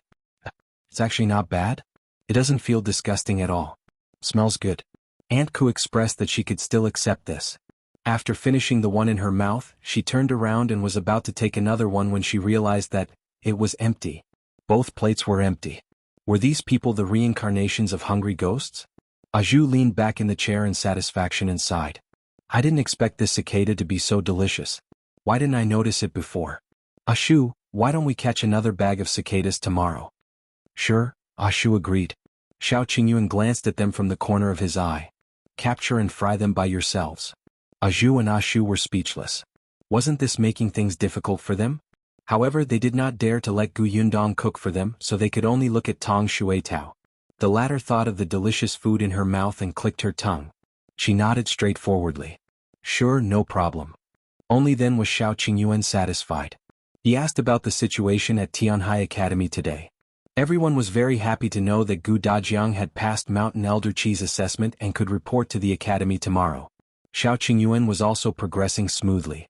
The shop assistant called Laishi brought us to see 5 shops. I bought 2 that are quite close. One will be Gus and the other will be a pharmacy in the future. Do you want to take a look tomorrow? Xiao Qingyuan wanted to buy 2 adjacent shops, but it was too difficult. He could only find 2 close ones. The pharmacy was not in a hurry. The county's pharmacy had just started on the track. It was not easy to buy medicinal herbs, especially when they had to find a shopkeeper who knew medicine. Therefore they had to be steady and not be in a hurry. They'll go take a look. Gu Yundong was still a little surprised. He did not expect it to be decided in a day. She turned to look at Gu Dajiang. Father, is it okay for you to go to the academy tomorrow? Gu Dajiang had just taken a sip of water when he almost choked as he heard this. He looked at his daughter with a complicated expression. Yundong, am not a child anymore. I'm already in my 30s. I can even go to the capital alone, let alone the academy. Gu Yundong laughed dryly before realizing that Gu Dajiang was not Madame Yang or Jinxiu or Yunka. Then he'll go look at the shops tomorrow. Gu Dajiang waved his hand. Go. Go to your work. Hence, the next day Gu Yundong, Xiao Qingyuan, Zheng Gang and the others went to the shops. Gu Dajiang and Shui Rong went to the academy, while the others went to the house they had bought yesterday to tidy up the courtyard. Chapter 624. Who are you? The shop that Xiao Qingyuan had bought was not in the center of the prefecture capital, but it was still a prosperous area. The road in front of the shop was very wide, and there were many people coming and going. The shop was a 2-story building with a small courtyard at the back. The courtyard was not big, but it was enough to accommodate people. Gu Yundong walked around the shop and was very satisfied. Seeing this, Xiao Qingyuan couldn't help but laugh and say, this shop used to be a bookstore. The owner was a scholar who only read books. He wasn't good at managing the bookstore left behind by his father, so he handed it over to the original shopkeeper. Unfortunately, the shopkeeper was a greedy person. Not only did he sell inferior goods, but he also secretly embezzled a lot of money from the shop. Not long ago, a scholar did not receive the remuneration he deserved after copying books for the bookstore. He could not help but shout in the academy, allowing the owner to know about it. Only then did the owner start to investigate the shop. The result almost made him faint from anger. Not only did the shop suffer a huge loss, but it also owed a lot of foreign debt. He immediately sent the shopkeeper to the government and got back a portion of the money, but there was still a huge debt that he could not fill. Scholars cared about their reputation the most, especially since the bookstore owed many students money for their hard work. He had no choice but to sell the shop. Gu Yundong sighed and sympathized with the scholar. However, she quickly threw it aside and began to think about how to renovate the shop in front of him. Why don't we get Uncle Feng to come over? Xiao Qingyuan suggested. He has worked in the prefectural city before. He knows people here. We won't have to worry about not having any connections. Gu Yundong's eyes lit up. Sure. She had a good impression of Feng Danning. Uncle Feng was the one who helped renovate Gus previously. Now, Uncle Feng had a lot of work to do. He already had a mature workforce under him, but most of the work he took on was from the nearby villages. Occasionally, people from the town and county would look for him. But Gu Yundong knew that Uncle Feng was also ambitious and naturally hoped to go further and higher. The renovation of the shop did not require many people. Uncle Feng only needed to bring 2 helpers. Tomorrow morning, he'll get Ashu to go back quickly and bring Uncle Feng over. Sure. Gu Yundong thought that tonight she would have to make a renovation plan according to the structure of this shop. Just as the 2 of them were chatting, a few voices suddenly came from outside. Gu Yundong and Xiao Qingyuan looked at each other and walked into the shop. As soon as they came out, they saw a familiar middle-aged man striding in and glaring at them with an unfriendly expression. It's you? Gu Yundong was stunned for a moment. Then she suddenly remembered. Wasn't this middle-aged man the person she saw at Jinxiu restaurant the day before yesterday who wanted to reserve a private room? According to the shop assistant Laishi, he was the steward of the Zhou family? Steward Zhou was furious. He looked at Gu Yundong and the other 2 and sneered. Did you buy this shop? Gu Yundong frowned. She had always been friendly to friendly people. She ignored people who seemed to have eyes on their heads. Therefore, after glancing at the middle-aged man, she turned back to her shop. On the other hand, Zheng Gang asked him coldly, Who are you? Don't care who I am. Do you know that my master took a fancy to this shop first? All right, he had previously fought over the private room with her and now, he was snatching the shop from her. Where did this bandit come from? His reach was getting longer and longer. Chapter 625. The person he found. Jinxiu wondered if there was something wrong with this person's brain.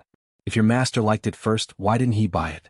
If you didn't buy it yourself, why are you blaming others for taking action? What kind of people are these? Seeing that they were silent, the middle-aged man became even angrier. Did you hear that? Our master took a fancy to this shop first.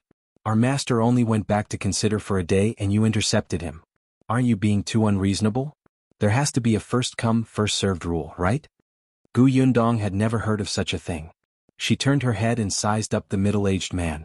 She smiled and said, "What a nice thing to say. What do you mean by going back to consider for a day? I'm afraid you wanted to lower the price, right? You clearly knew that the original owner of this shop was in a hurry to sell it, but you still dawdled and wanted to buy this shop at a low price. Are you blaming others for your bad intentions? Did he think everyone was a fool?" The middle-aged man's expression changed when he heard that. "In short, we took a fancy to this shop first. How much did you buy it for?" "Well, give it to you." Yundong regretted talking to him just now. What was there to talk about with a fool? Qingyuan stood in front of the middle-aged man with a cold expression.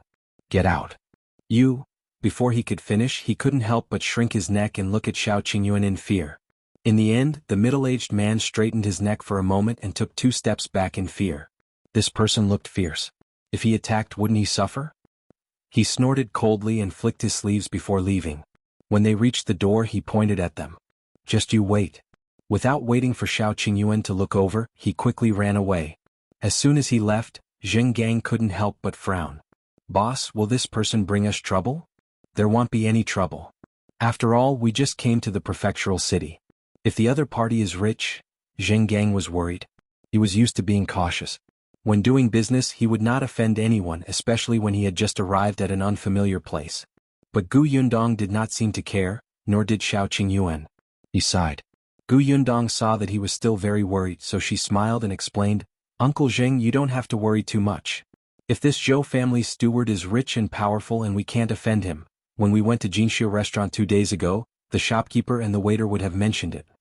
Moreover, the other party was the one who was arrogant and unreasonable first. If they did not beat up such a person, what should they do?" Yundong felt that if she showed weakness, the steward would definitely push his luck. Jinxiu was stunned. It made sense. The 3 of them continued to look at the shop, but not long after, there was another commotion outside the door. Jinxiu thought that the middle-aged man had returned, but he didn't expect that it wasn't. It was a few hooligans from the streets. They seemed to be collecting protection fees in this area. As soon as the hooligan leader entered, he looked at the 3 people opposite him and asked, "If you want to open a shop here, you have to know the rules."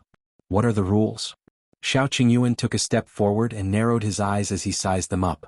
The hooligans were a little afraid of his cold face, but they still had some confidence because they had more people. "This street is covered by us, so the shops along the street have to give us some protection money. It's not much. 100 taels a month." Jinxiu sucked in a breath of cold air. "You guys are robbing." Yundong narrowed her eyes and looked at the middle-aged man hiding outside the shop. It was indeed the people he had called over. Chapter 626. Kicked off. Yundong thought that this person would go back to his Zhou mansion to call for help. She did not expect him to have some brains. He was looking for the local hooligans to cause trouble here. At this moment, the middle-aged man was hiding at the entrance of the alley opposite. He said to the person beside him, "Well, go over and mediate when they get into a conflict later. It'll be much easier to buy their shop then." "Is it useful?" The person beside him looked like a servant. He was still a little worried. Steward Zhou snorted. "Of course it's useful. Who would be willing to pay a protection fee of 100 taels a month? It's a pity that we came a step later. Otherwise, we wouldn't have had to give money to those local hooligans to help." Steward Zhou pursed his lips. "Perhaps in this way we can lower the price." After a pause, he asked, "When will master come?" "He should be here soon." Steward Zhou was a little anxious. "We have to get it done before old master comes." Coincidentally, the 3 people in the shop didn't seem to have a good temper. They would definitely quarrel soon. He would just wait. The atmosphere in the shop was indeed tense. Jinxiu looked at the local hooligans and said, "I've never heard of anyone on this street paying protection fees, let alone 100 taels a month. That's right.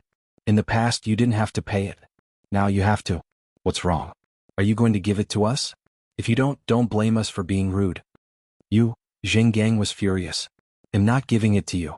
Why don't we see how rude you are?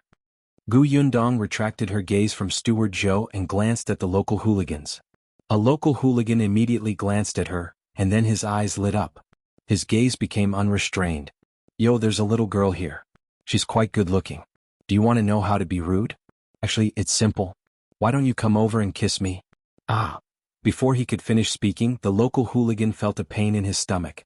His entire body flew out like a kite with a broken string. Pa. Bang. The sound of the landing rang out. Not only was the local hooligan stunned, but the other gangsters were also stunned. The smile on their faces was still hanging as they froze. After a while, everyone turned around and looked at Xiao Qingyuan, who had attacked. They swallowed hard. Xiao Qingyuan glanced at them coldly. Who else wants to be rude? The local hooligans trembled and immediately took a few steps back. Steward Zhou and the servant were even more stunned. Just like that, the man was sent flying? What should we do?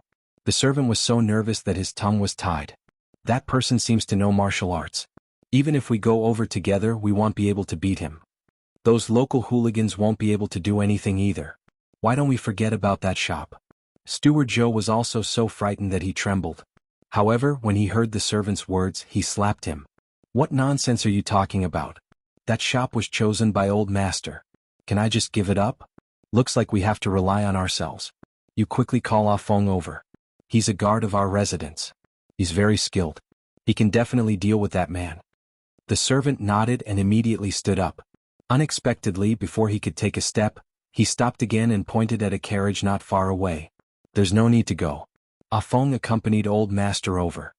Steward Zhou suddenly turned his head, and his expression instantly changed. Chapter 627. Why are they here? What should we do now? The servant asked in a daze.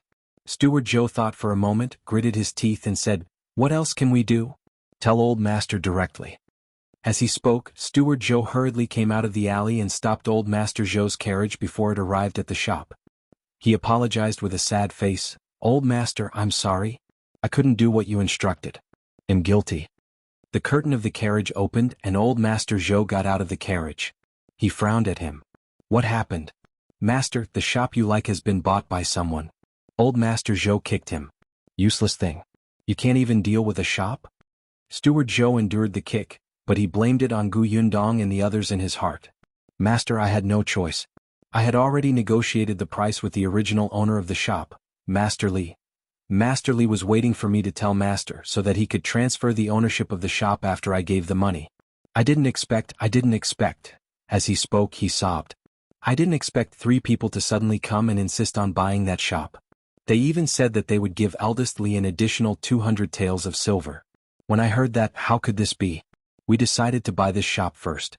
However, those 3 people were completely unreasonable. One of them was a man who had some skills and directly threw me out. I couldn't beat him, so this shop. Old Master Zhou's eyes widened. Outrageous. There's actually such an unreasonable bandit. That's right. It's too much to buy something with force just because he has some martial arts. Old Master Zhou sneered. So what if he has martial arts? Ah Feng, go and meet him. Yes, Master. Ah Feng cupped his hands and walked towards the shop first. Only then did Old Master Zhou and Steward Zhou slowly follow behind. Steward Zhou revealed a smile and felt a little pleased. When Ah Feng walked to the entrance of the shop, he happened to see the local hooligans retreating in a panic. One of them almost bumped into him. That person turned around and happened to recognize him. Wasn't this the Zhou family's guard? The local hooligans immediately did not retreat. With the Zhou family's guard here, wouldn't these people be crushed to death with one hand? Ah Feng was an orthodox martial arts practitioner. They could not defeat him even if they were combined. Therefore, the local hooligans quickly moved aside and let Ah Feng walk in. Ah Feng saw Zheng Gang at first and then Xiao Qingyuan. Then his expression changed instantly. The third glance he saw Gu Yundong. Ah Feng suddenly took a step back. His pupils constricted and his body trembled uncontrollably. How could it be them? Gu Yundong no longer remembered this person, but Xiao Qingyuan had a deep impression of him. Back then, the master of Ah Feng's family had almost caused his Yundong to fall off the horse.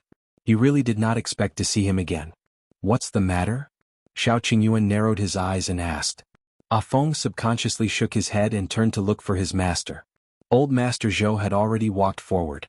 Steward Zhou pointed at Xiao Qingyuan and the other two and said, "Old Master, it's them."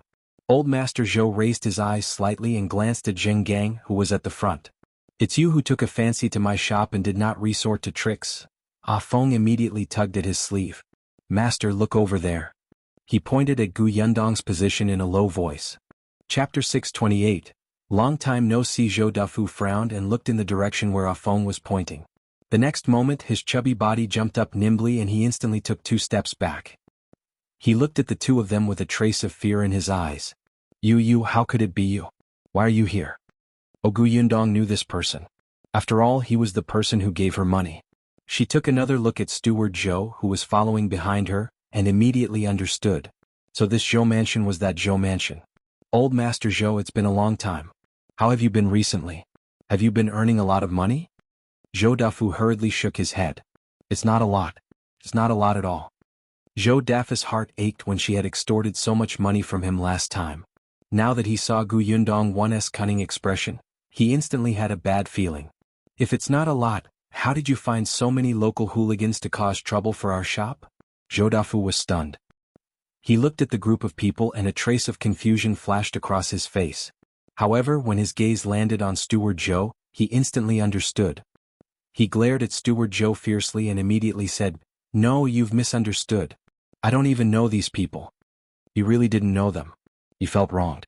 Steward Zhou was completely stunned. What was going on? Did Old Master know these people? And they seemed to be very afraid. He looked at Ah Feng again. The latter did not even dare to take a step forward. Wait, where did these people come from? Steward Zhou felt a little uneasy. Gu Yundong smiled. "So you don't know him? I thought that Old Master Zhou had taken a fancy to this shop and deliberately found someone to sabotage it. They even asked us for 100 taels of silver a month for protection. When I heard this just now, I was so frightened that I trembled. I would be having nightmares at night." "Please stop having nightmares. If you continue, you'll have nightmares later." The corners of Zhou Dafu's mouth twitched. He shook his head firmly. "I really don't know them. Those people are simply outrageous. They don't do proper business all day long and specialize in extortion. Miss, don't worry. We're all acquaintances. He'll help you deal with these people." Gu Yundong nodded. "All right, then he'll have to trouble Old Master Zhou." "It's no trouble. He'll take her away now." After saying that, he gave Ah Feng a look. Without waiting for Gu Yundong to say anything, he quickly turned around and left in a hurry. Gu Yundong looked at his back speechlessly. Why was he in such a hurry? She had not even mentioned the issue of compensation. However, Zhou Dafu's heart ached so much for the money that his legs almost ran away. The local hooligans were completely confused. When they heard Old Master Zhou's words, they wanted to refute, but when they met Ah Feng's warning gaze, they immediately did not dare to say anything. Was this Old Master Zhou's plan? Hence, after walking far away from the shop, the local hooligan leader, who had already recovered from the beating, asked, "Old Master Zhou, what does this mean?" Zhou Dafu glanced at them. These people were not worth his time at all. He directly handed them over to Ah Feng to deal with. He only turned around and looked at Steward Zhou. Then he kicked him hard in the stomach, causing him to fall to the ground. "You bastard, why don't you telling me the truth?" Steward Zhou was shocked and quickly got up. His face was pale and he did not dare to have any other thoughts. He told him everything in detail. After hearing this, Zhou Dafu's expression turned even worse. He kicked him again. After Ah Feng sent the local hooligans away, Zhou Dafu said with a dark expression, "Go and find out the background of this man and woman." Chapter 629. Different reactions. Zhou Dafu did not expect to see Gu Yundong and Xiao Qingyuan here. The last time they met was on the road from Yongning Prefecture to Wanqing Prefecture. At that time he thought that they were from Wanqing Prefecture. He did not expect them to open a shop in Tianhai Prefecture. At the thought that he was about to be extorted by the two of them again, Zhou Dafu felt extremely unhappy. He turned around and kicked Steward Zhou hard again. "Take care of those local hooligans yourself. Also, he'll punish you with half a year's worth of salary. If there's a next time, he'll sell you off." This old servant doesn't dare. Steward Zhou laughed bitterly in his heart. He didn't dare to ask what was going on with those people. He only knew that he had kicked an iron plate. Not only did he not get anything good, but he also had to lose a large sum of money. Zhou Dafu looked up in the direction of the shop again and cursed his bad luck. He called Ah Feng to turn around and return to the residence. When the few people in the shop saw that their backs had completely disappeared, they turned around and continued discussing. However, at the same time, after a few people watched the commotion outside the door, they turned around and returned to the shops next door. The one on the left was a shop that sold jewelry. When the shop assistant entered, he said to the shopkeeper, "The new owner next door seems to be surnamed Gu. She's a young lady. I don't know her background, but she has a strong temper and doesn't look easy to provoke. One of the men is quite skilled. Even Ah Feng from the Zhou mansion is afraid of him. I guess he has suffered before." On the right was a ready-made clothing store. The shop assistant also told the shopkeeper what he had just seen. Even Zhou Dafu is afraid of the owner of the shop next door. I reckon that the girl surnamed Gu has a strong backing. She doesn't take Zhou Dafu seriously at all. She's not afraid of the local hooligan either. She beat him up just like that. She's not afraid of others coming to take revenge. The shop opposite was a pastry shop. The shop assistant clicked his tongue when he entered. The boss is a girl. She came out to do business at such a young age. She's like a newborn calf that doesn't fear the tiger. Peace is the most important thing when doing business. She doesn't take it seriously at all. Either she has a strong backing or she's too naive. I think this shop won't be open for long. The managers of the three shops had different reactions. The left and right shops were still unsure of Gu Yundong's background, but they were still neighbors in the future. It was better to be on good terms. Therefore, the two shopkeepers asked the waiter to send some cooling tea for the hot day. This was the first time Gu Yundong had encountered such treatment, even though this was the third shop she had opened. After all, her first shop was in Fengkai County. The shop was originally one from the Tao family. Most of the shopkeepers in the surrounding shops were still afraid of the Tao family. In the beginning, they did not dare to interact with her openly. Her second shop was in Wanqing Prefecture. The shop was originally owned by the Xan family, but it was confiscated later on before it fell into his hands. The shopkeepers in the surrounding shops didn't dare to ask around for fear of getting into trouble. As a result, Gu Yundong was stunned when she saw the two waiters coming in with friendly attitudes to greet her and deliver tea. Zheng Gang, on the other hand, accepted it politely and chatted with them happily. After they left, Zheng Gang said, "I just asked around. The two shop assistants said that Zhou Dafu hasn't been in the prefectural city for long and has a certain amount of wealth, but there's no need to be too afraid of him. He had a rich family background, but his foundation was not stable. The truly rich and powerful people in the Tianhai prefecture probably did not take him seriously." Gu Yundong nodded. "The shop has just opened. Brother Xiao and I will still stay in the prefectural city. We're not afraid of them finding trouble again. But shouldn't we hire an assistant first?"